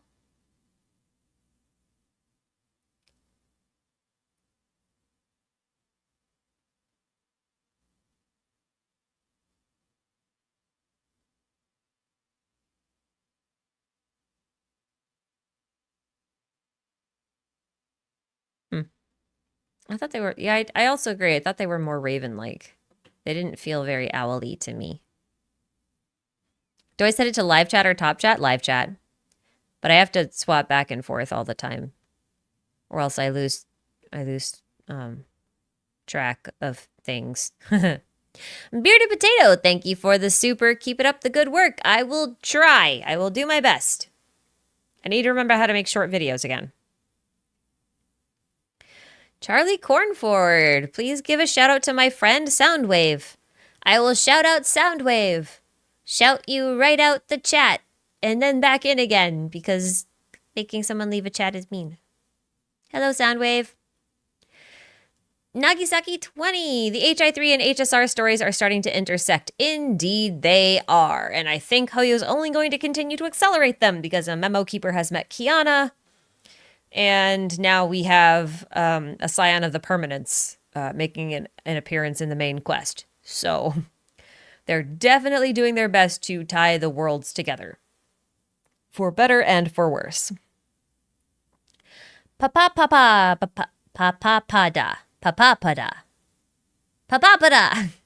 I can say it. Thanks for the super. What is a Genshin? A Genshin means original god. Or primordial god. So when we say Genshin Impact, we're talking about the impact of the primordial god, or like the first descent of the primordial god. So yeah. Saturn Leaf, thank you for the super. Y'all, what if the Saritsa isn't a Bronya, but an Alicia? Where is Genshin's Alicia? If you want my opinion, I think Alicia is Nabu Malikata. That would be my guess. But we shall see. But hey, maybe she's, maybe Nibelung isn't a man. Maybe Nibelung is a lady. Maybe Voyager is Alicia. It's so hard to tell. It's worth pointing out, though, that as far as Hoyo is concerned, they said that Alicia sacrifices herself in every universe, in every incarnation. So if she is in Genshin, know that she's probably gonna die. I'm just saying.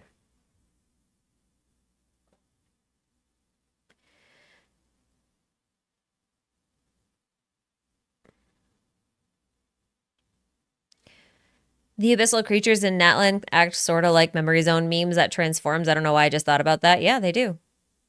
The abyss is very mimic-like. It likes to mimic things, just like mimetic entities do. And that's why I've been calling the abyss a form of Memoria for a very long time. Also, speaking of Black Swan, what does her combat line go? Beneath the waters lies an endless abyss. And the waters in this case would be the Memoria. The abyss at the bottom of the, yeah. All the mimetic dream creatures have that abyssal flair to them. Plus the mirror stuff, like the mirror symbolism and that kind of stuff, you know. It's yeah. Very, very, very, very, yeah. Lazu Lapis. I'm from the East EU with a culture PhD. I'm going crazy. Fair enough. Fair enough. Fair enough. You're going to have a lot of fun or you're going to be very upset. It's hard to say. We'll find out. Maybe both. Maybe both. Emperor Caligula. Apparently the path of permanence is over a billion years. I almost read that as a bajillion because there's a J at the end of it. Over a billion years old. Naharalab bro Senadina and Litost to Mars from Lakador. Oh, I think you meant Naharalab brought Senadita and Litost from Mars from Lakador. And you sent that twice for some reason. Thank you twice? That is interesting that they brought over Senadina. I didn't know that. I need to actually watch I need to watch a playthrough of the latest chapters because I legit, beyond the permanent stuff, I actually don't really know what's going on in the current chapter, except that one of the main characters has also become a dragon again. So I don't know what's up with that, but I'm very interested. Esper, thank you for the super. Are you interested in content with Varca design? Am I interested and content with Varca's design? I mean, he's buff Aventurine. I like Aventurine. We'll see if I like Varca. I like his design, though. I agree with most people in that he should have had facial hair, but you know. Am I going to talk about Durin? Oh my god. I'm so happy he's going to be playable. I had doubts. But then they gave us a little cutie pie. He's so cute. Look at him. Look at him. His horns are so cute. His outfit is actually quite adorable. It's actually quite adorable. I'm very pleased, actually. He's very abyss-coated still. Very festering desire. He definitely looks very festering desire.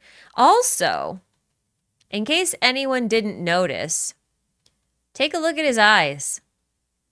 He has Primogem-ish diamond-shaped pupils just like Zhongli does. I'm just saying.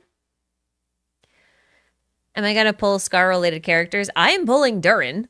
I mean, there's zero doubt that I will pull Durin. Durin is on my must pull. He is my S tier right now. Like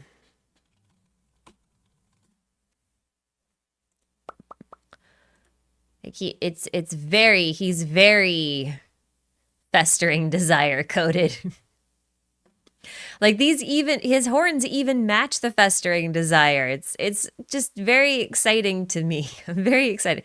I don't know if you can see this. I want to see if I can get a better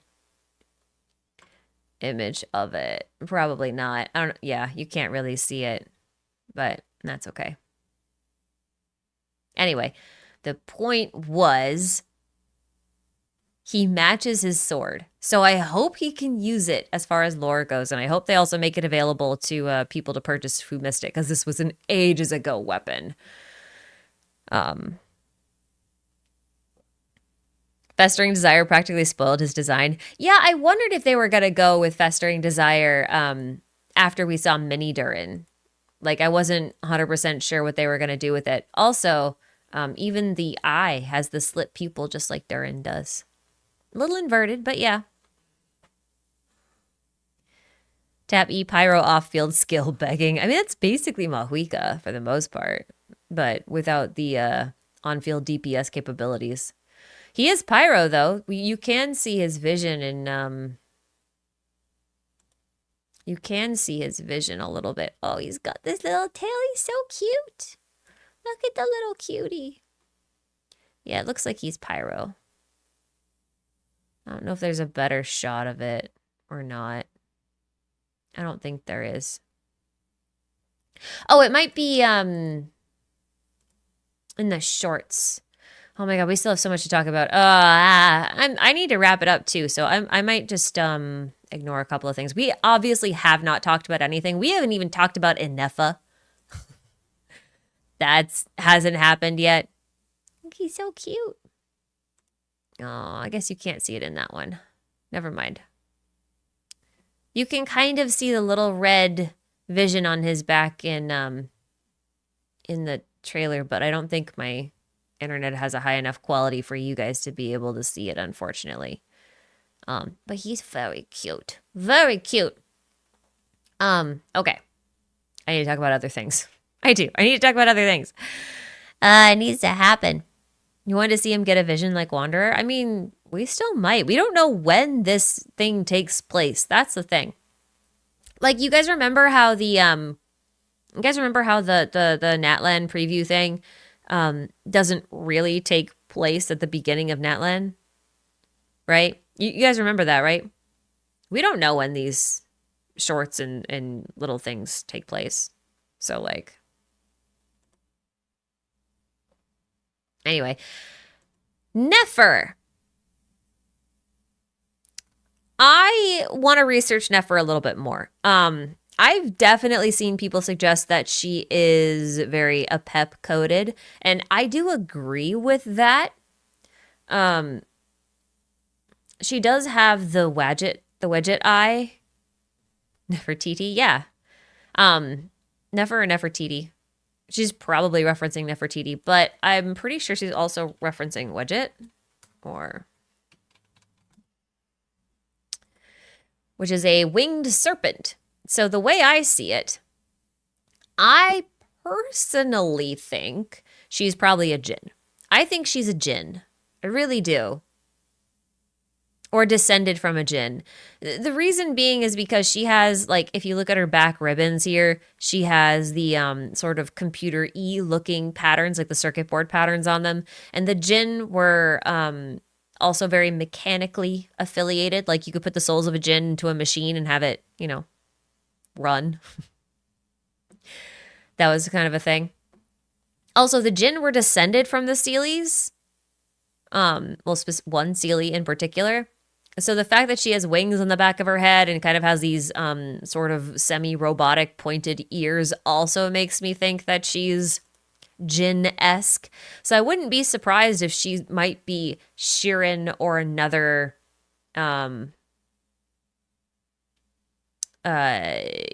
noteworthy djinn.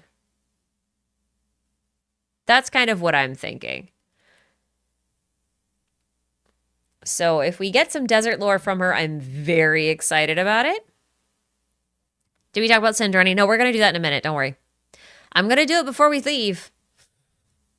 There's not a lot of time left because I'm tired. Nefer's eyes. Let's see. Nefer's eyes. We'll talk about Sandroni, I promise. She has fangs, which makes you already think that she's going to be a snake, right? That's why we're looking at Wadjet rather than Apep. The reason why Apep doesn't make sense to me is because Apep was introduced into Hida's second story quest.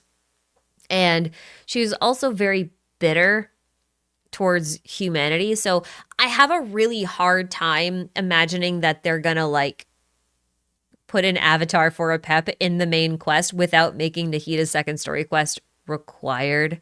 You know what I mean? Like, I feel like that would be very odd. But her being related to a pep is totally on the table, in my opinion. So I think she's either a djinn or she's, you know, a dragon that once served a pep. That's how I see it. But her eyes actually remind me of Faruzan's. I wanted to see if I could get a better shot of it, but like these things are so scattered and sporadic, it's hard to... There we go. That's what I was looking for. I knew there was one. There we go. Her eyes remind me of Faruzan.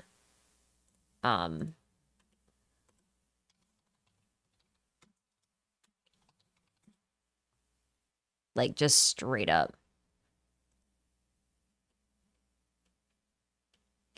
I don't know how many of you have looked closely at Faruzan's eyes.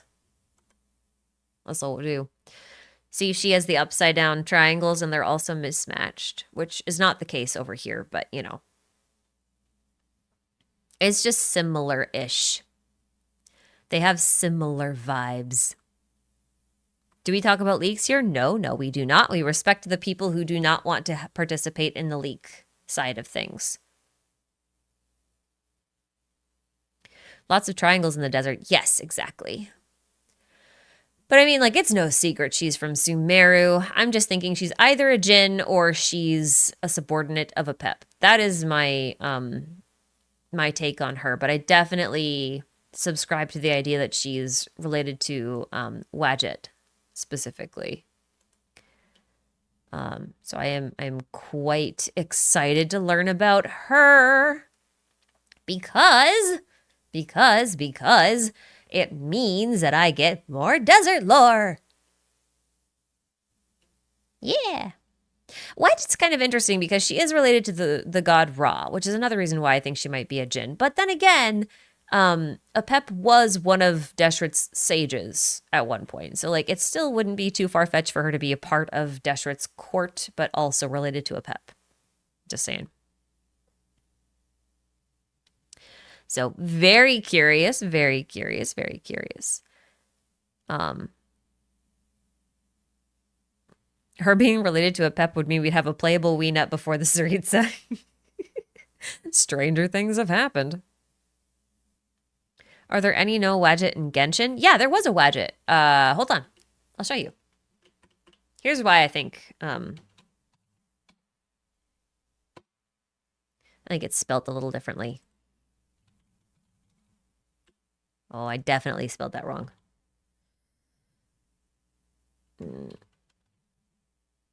There we go. Did it with an E. This one. Remember this? Remember this? Remember this? Remember this? This was a gift that Deshret gave to Rukkhadevata.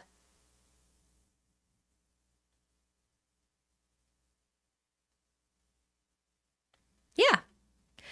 This is where they teased us with a photograph or like actual visual memories and records of both Nabu Malikata and Deshret. And then they never gave it to us. So all I'm saying is Nefer better deliver on this promise. Okay? She just she just better. It was from Nahida's birthday event. It was from a temporary event. But it's now in the custody of the Temple of Silence. So there's that. But yeah. The fact that Nefer also looks quite a bit like Candace, and Candace is considered a descendant of Deshret, whether or not that's necessarily true or if like she's just a descendant of the humans that Deshret governed over, I'm not entirely sure. But just that fact is kind of enough for me to look at it and be like, yeah, we're getting desert lore. Love it. Very excited.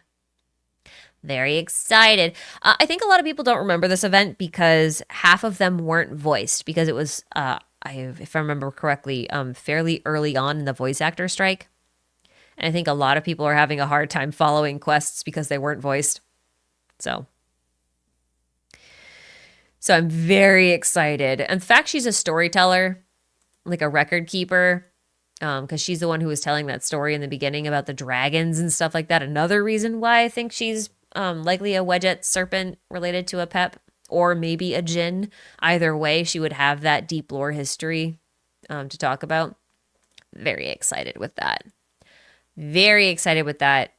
I think someone else pointed out that Jehoda is likely a treasure hoarder, which I think would be fun. I do think that would be super fun. Let's see. I think the one thing I have to say about Inefa, did I even open the... I didn't. Okay. I didn't even open it. Great. Hold on.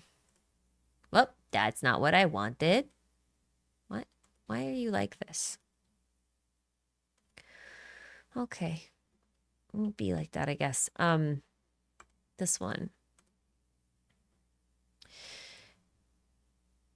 When it came to Inefa, her having to go home, and the fact that the live stream suggested that home might actually be Natlan, and how the secret source automatons are responding to her presence. And the fact that they linked her, what do you call it? They linked her pixelated attacks and stuff like that to Kanich and Ahau, and Ahau is technically a type of Dragon King.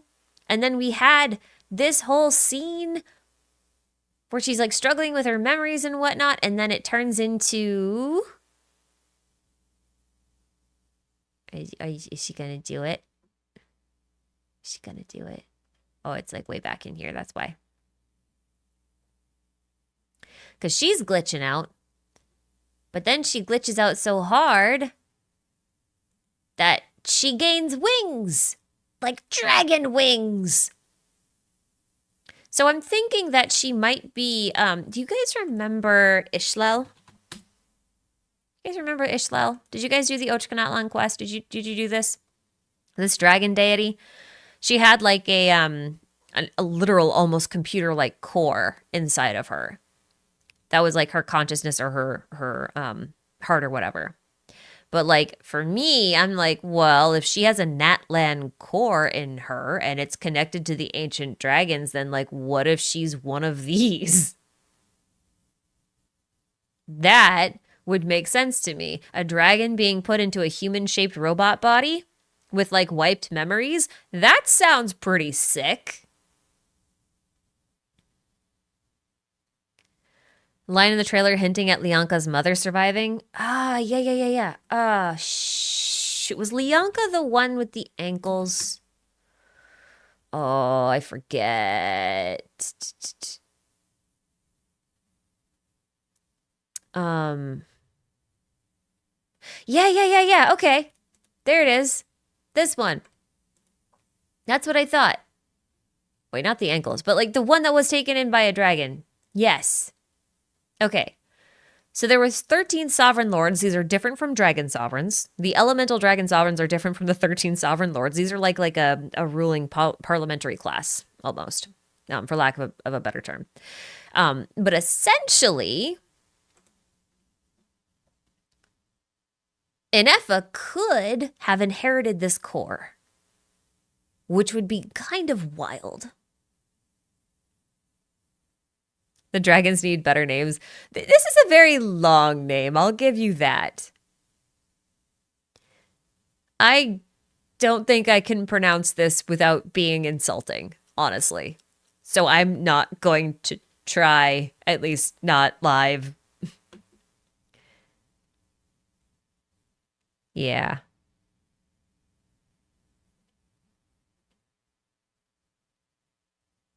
Hoyoverse needs to stop using sovereign for every single dragon lord. I agree. I wish they would standardize on the terms more. I I think they should have just gone dragon lords and not sovereign lords, because I do think that's a little confusing. But I do think it's a direct translation. So there is that. Do they have a translation for her name? Like a meanings for it? Yeah, they do. The priestess of floral candles and skyborn feathers. The first part of her name means a priest witch who places flowers and candles at shrines. And the second part of her name means wind and feathers, fur, or hair. That's a pretty cool name.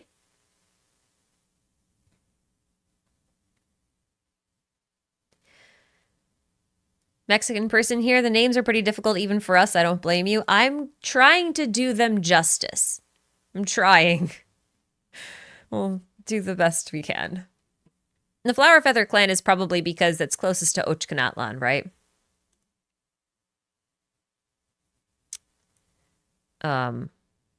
So yeah. Anyway, that would be like my hope for an Effa. I'm kind of hoping that that's kind of where it goes with it. I don't necessarily think she is this sovereign, but I do think it's very possible that she like inherited the core and now she's like a reincarnation, like same core, different memories kind of deal. Kind of like Steven Universe, how he's not his mom, but he has her belly button. Wouldn't this make Ineffa the oldest playable character? That depends. I mean, she would be competing with Zhongli at that point. Oh, I just realized. These are the iridescent inscriptions in the background. So this is definitely like a dragon space at the very least, because, again, iridescent inscriptions are everywhere. But yeah. And there's the Bakunawa. I was actually really surprised to find out that the Bakunawa is a gold creation. Like, I didn't realize Ryandotter made this. I think that's pretty sick.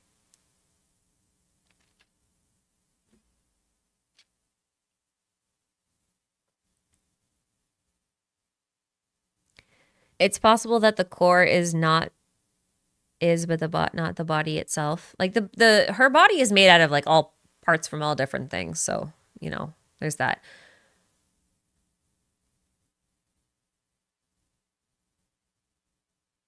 Oh, I see. There's a response to a thing that I have not read yet. In the shot where Ineffa is holding her head, it looks like the core in her chest is gone. Does it? Hold on. Oh my god, there's Bennett's thing in the Merjavari. There's so much! Hold on, I just realized that there's a... Sorry, I'm getting distracted.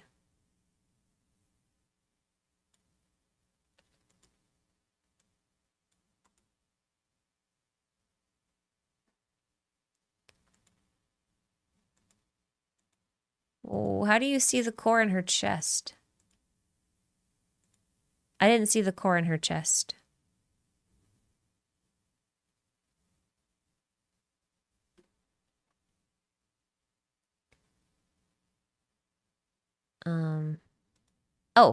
Oh, you mean this one? Hold on. There it is. Okay, I see. Either the core was damaged or removed. Yeah. Interesting.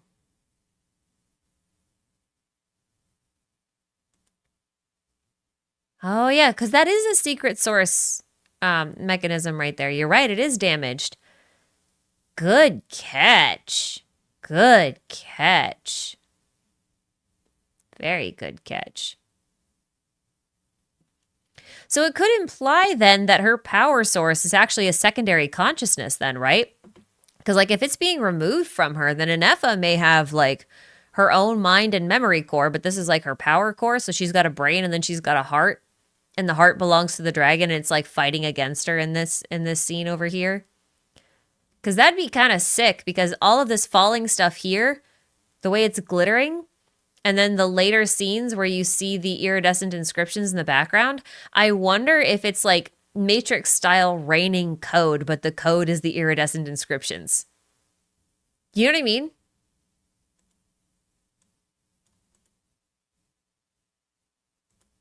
Like this.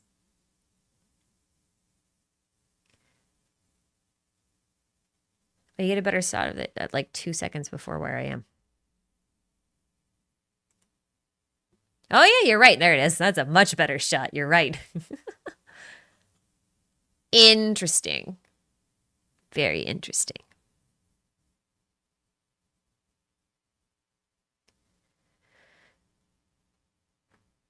Very interesting. Oh, there's so much. Goodness gracious. We're going to have so much to talk about. So much to talk about. Okay. I only really have time for one last thing before I got to wrap it up because we've been at this since 7 and it's almost 11. So we've been at this for like 4 hours and I still haven't touched on everything I wanted to talk about, which is ridiculous. So the last thing I wanted to talk about, I will get to all the super chats, but don't send me any more, please. Please don't send me any more. I want to talk about Sandrone. Because there's 2 interesting things that we can see here that we could never see before. Because we only had that one shot of her from that Fatui teaser from like forever ago. So here's the thing. This is Marianne. Yeah, I'm going to do the thing. I'm going to do the thing. The thing. They have gone out of their way to make sure that we know that Sandrone looks just like Marianne. Right? They have gone way out of their way to make sure that this happens. So here's the thing. For those of you who don't remember, I did make a video about this. It's a little outdated now, and I know it looks like it's an hour long, but half of it is like theories that have either been proven or disproven at this point. So just the first half is all that you need for the Narcissist Christ quest. Here's the thing. Marianne is dead. Okay, we know this because Lyris and Marianne fused to make this. Okay, we know this because during the events of the Narcissist Rights Quest, Marianne got dissolved and fused with Lyris, which is an Oceanid, okay? So Marianne is dead. I need to drive that home. Because this is not Marianne, but it is Marianne. You'll see what I mean. Now, her brother, Elaine Guillotine, was a mechanical robotics genius. He made all sorts of Fontanian machines. Now, I've previously theorized that in this case, Elaine, who did not die during the Narcissist and Groit's questline, and actually lived to a ripe old age and died in seclusion years later, I theorized that due to some notes that you can find in one of the workshops, that he actually found a way to put the consciousnesses of people inside of robotic shells. And it looked like he was testing it on himself. So my original thought was that Elaine is the big robot, and the marionette is a literal puppet of his little sister that he lost. Okay? Now, we've been told for a long time that this is Sandrone. This is Marionette. Mary-Ann-ette. I'm going to put that pun. I'm going to beat that pun to death, literally. But here's the thing. This is not a human. Because, like, look at her closely. She has a Pneumacia clockwork pin in her back. This is a puppet. This is a robot. This is like a perfect creation. because that is a clockwork windup. And I'll also point out, as someone else has already done, I did not notice this at first because I didn't watch the short at first, but then somebody watched the short and was just like, hey, did you guys notice how in the Syndrome short, the robot is the one in the foreground, like the big guy, and Marionette is the one in the background here? So my original theory is that Elaine is the big robot, that he succeeded in putting himself in a robot body and then went on to, over time, create his masterpiece, which was a recreation of his little sister. Because she is dead, like I said, she is currently Lyris, NPC Marianne, right? She's an Oceanid fusion right now. So there's a couple other possibilities here, though. One is that in some way, shape, or form, Elaine had managed to salvage some of his sister's consciousness. So not all of it went into the fusion, but only some of it did, right? Maybe he salvaged it from Lyris somehow, or in the scuffle. You know, it's very possible. So if he salvaged it, maybe his experiments put him in a position where he put that consciousness into a perfect robotic body and then died.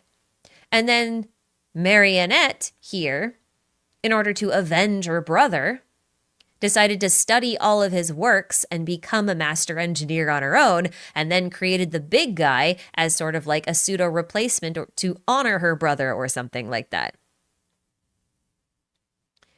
Either way, even though this is Marianne, it's not really Marianne. You know what I mean? Like, this is either an entirely new person who was made in the image of Marianne, or it's like a twisted version of Marianne because it's only part of her because the rest of her is locked behind a world quest, right?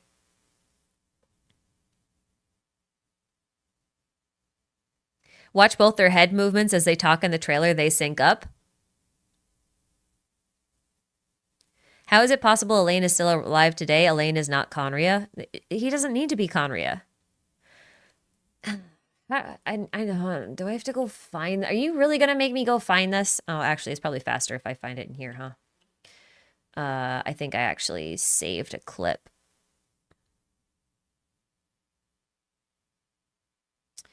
Hold on. I'm pretty sure I saved a clip of it. There it is. I saved it as Elaine notes because I'm smart. Sometimes. Okay. So this was the idea. I was pretty sure this was Elaine's notes. The idea here is that he was studying at the end of his life after, you know, establishing the Fontaine Research Institute and everything else. He was experimenting with putting minds into bodies. Now, this isn't Elaine's notes. This is the notes of a guy who rented out his workshop to an old guy who's like a mechanical genius, which is who I believe is Elaine because there's no one else it could be. So if you read through all of this stuff, you'll notice that he's working on all these different mechas and he's doing it in secret and all this kind of stuff. And it's working on Clockwork Mecha. And what is she? She is a Clockwork Mecha. She's got the little clockwork wind-up key in her back, right? That is a Pneumosia key that is found on most of the Fontanian Clockwork Mechas. I think this one is the one that's actually his notes. Yeah, here we go. This is the one that convinced me because it says, attempted to implant a sample into the neural network, successfully completed insertion.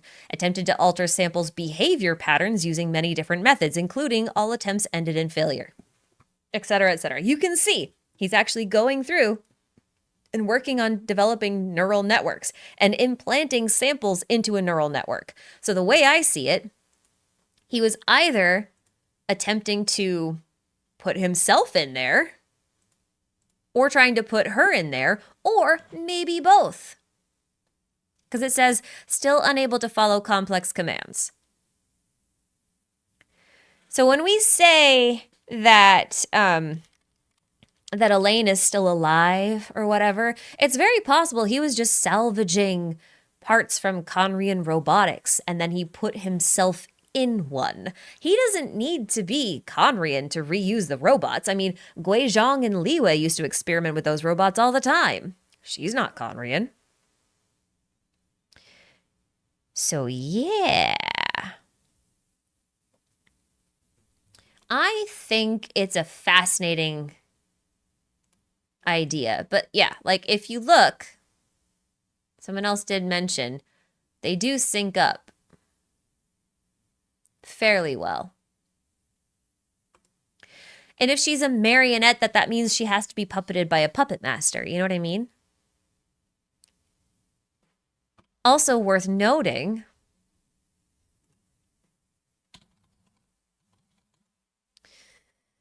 oh, that's not what I wanted to do. That the, oh, I probably have to go to the Fatui wheel, don't I?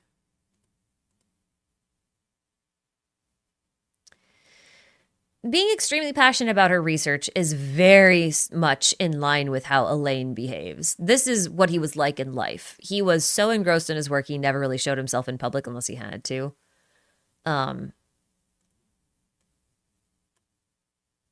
Yeah.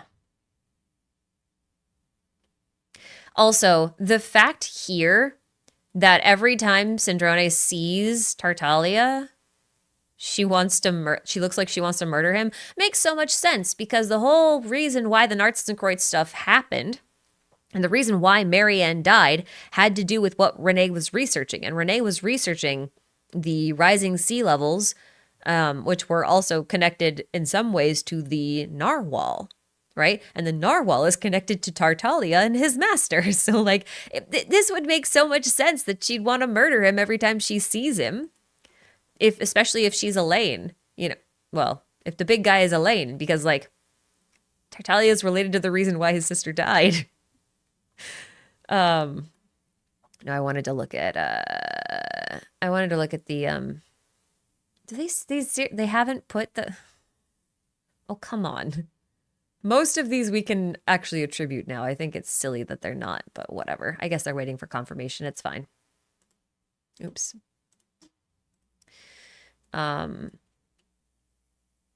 The constellation that should be hers is this one. So literally a marionette being puppeted by strings. Would Elaine know about the whale? I think so. I mean, the whole thing would have happened like around 490 years ago. You know what I mean? So to go to fast forward into the future, after researching everything that would have been happening with the rise of the primordial sea and all that kind of stuff in Fontaine, he probably would have learned about the narwhal eventually.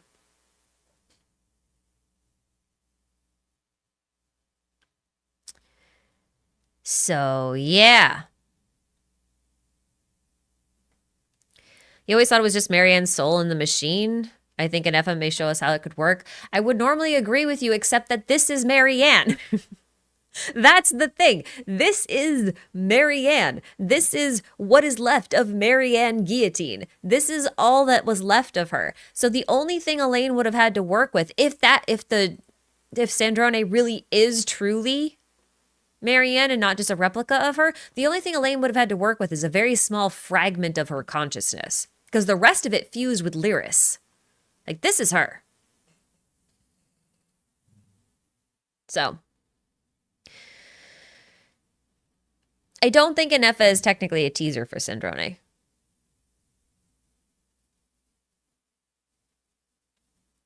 But I do think this makes her a bit more interesting, because the Marianne in real life was just an absolute sweetheart. And she wasn't very interested in, mechanical stuff. That was all her brother's stuff. But she was well loved by all of the guys at the Institute. Not the Institute, well, yeah, technically the Institute of Natural Philosophy, not the Fontaine Research Institute.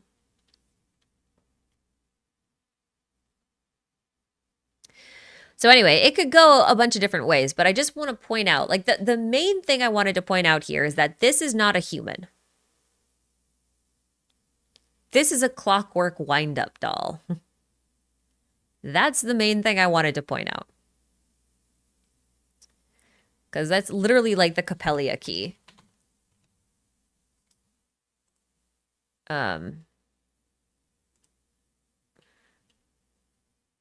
Like straight up, what she has in her back is like the Coppelius wind-up key. And the robot is in the foreground.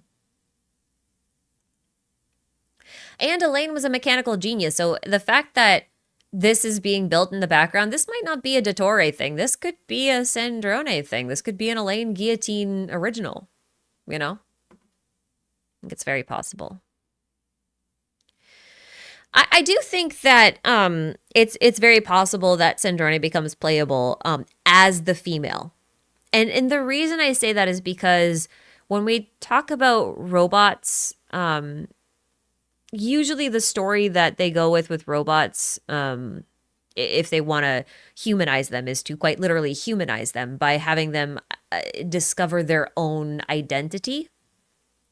So in a lot of ways, I think it's possible that Sandrone could like come out of this and be like trying to figure out who she is, you know, because she's not Marianne.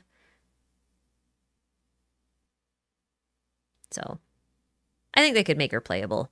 And then like the story could be that Elaine has to learn to let her go after 500 years. I just don't think they'll let us run around as a big chunky robot, not in Genshin. If this was Zenless Zone Zero, sure, or even Star Rail maybe, but like I don't think they'll do it in Genshin. What's the difference between robots and puppets? Wood.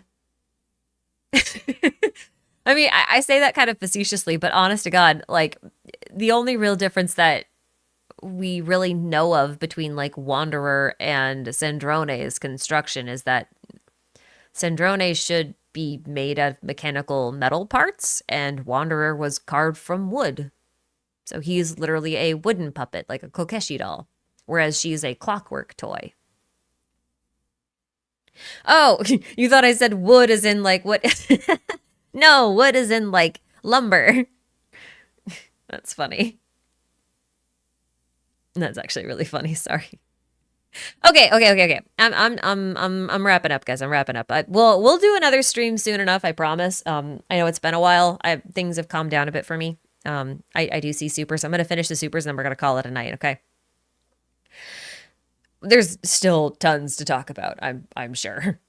I know there's stuff I haven't even covered yet. But Laplace, thank you for the super. Is it me or the Wild Hunt Spectre-looking monsters remind you of the ones from the Natlan Night Kingdom thingamabob and the one in the Chasm Nail domain? Yes. Oh, that reminds me. Me saying I'm going to go away, and I'm just not going to go away because there's always something more to talk about. We basically just go until my voice gives out, really. Where is the thingamabob? There we go. I thought this was actually an interesting bit of flavor text here. They said, the pitch dark, withering tide whispers amidst the silence of frigid nights, awaiting its moment to rend ever-thinning veil and devour those frail souls whole. In the shadows where rules it cannot reach, even death is no respite from torment. So in my opinion, the rules are the rules of Celestia. That's usually what that means.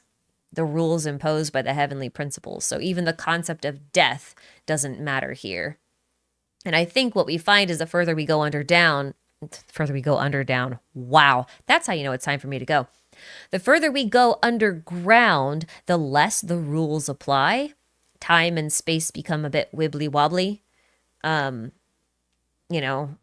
Perception of things becomes a bit weird. Ghosts, memories from the past, all that kind of stuff. All of it becomes a bit more presence. And we know that the Night Kingdom is a real physical place underneath Natlan. Like it is a place you can fall into.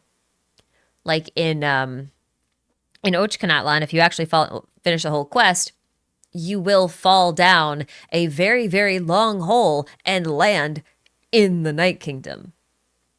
So like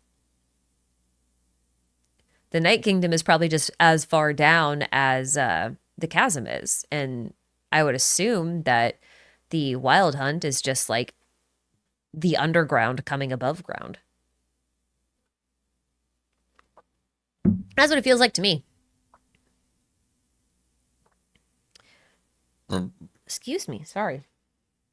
Cyros Gold 7, thank you for the super. Theory. Gnosis is used to make Piero a descender. Honestly, yeah, probably. Probably. I mean, well, I have a whole theory about this, but in a different lens. If you assume that the Gnosis actually contain the power of the third descender, then it's very possible that if you have all 7, you can essentially leverage the entire power of a third descender. And so if Piero gets those, then yeah, I mean, he would essentially be making himself the descender, or at least giving himself the authority of a descender, which is honestly just about as important. So yeah, no, I agree with this idea. It's either to make Piero a descender or to make the Tsaritsa a descender. And I'm kind of banking more on Piero than the Tsaritsa at this point. True Diggy Holy Apps Lab. Thanks again for the super. Sorry, I meant, would Hoyo make a shop where we can get events weapons plus an event we do not get to play or need to play plus recipe from the web event? Oh, this was a while ago. Okay, I understand your sentence now. I think they will. And the only reason I say that is because they've done it in their other games. Genshin's a lot slower to roll out quality of life updates. So it might take a while. But my hope is that like by the time we get to Durin, they will make Festering Desire reobtainable because of its connection with him. And that would be a great opportunity for them to give us a shop with all of the past weapons and things that got missed that you can just purchase. With in-game currency, not with real money, because that is the case with other stuff. Like in Star Rail, you can purchase missed event items in the Herta shop, I think. So that takes a special currency from clearing certain end-game modes, but like you can still get them. And I think the same is true for Zenless. I could be wrong on that. I don't remember. But they at least do it in one of their games, so I would have no doubt that they can and probably will do it in this one too. That would be nice. Nathan Dandy, thanks for the super. In the shot where Anefa is holding her head, it looks like the quarter... Oh, thanks again for the super. We already talked about this, but yeah, I just didn't mark it down because I'm a dum-dum. Corey Texting, thank you for your super as well. There is... no question, but thank you all the same. And Noxus, thank you for the 10 gifted. If you got a gifted sub at any time during this this live stream or at any other time, please note that you can then use that gifted membership to link your YouTube account to your Discord account, and that gives you access to the Discord channel that we have for my YouTube channel, which is called the Shroomaroo Academia, because we are all lore spores in the great mushroom of life.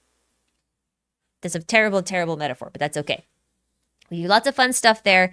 The YouTube membership thing is really more of a filtration system just to make sure that we don't have any bots and that kind of stuff coming in. It makes my mods' lives a lot easier.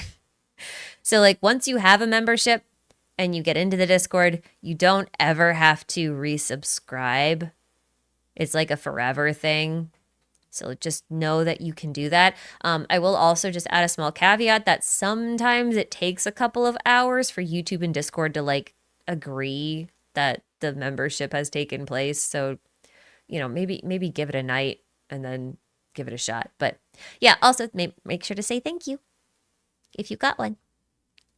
But yeah. Yeah, I'm tired. We've barely scratched the surface of everything that I want to talk about. So many things. Oh, there's so many things. They're just going rapid fire on the amount of lore that they're giving us. And yeah, it's just a lot. It's just a lot. There's a lot to process. And like everything connects to everything else. And so it just becomes this one jumbled mess of crazy. Yeah, you get the idea. Anyway, we didn't get to write anything in my document thingy, so maybe I'll do it later. I'll do it later. I don't know what I was thinking that we were going to have time to actually like sit down and write an outline collaboratively together when there was so much to talk about. That was a fool's errand. But I'll probably do this on my own, but maybe we'll look at doing a collaborative kind of theory writing thing another time. So, group project failed. I mean, honestly, yeah, that's pretty normal. It's pretty normal. Anyway, thank you guys for showing up. I hope you all had fun. Again, we'll do this sooner rather than later. I am now back and settling in again. So, you know, I'm gonna go sleep. Levi's bugging me. So, thanks for coming. I'll see you guys later.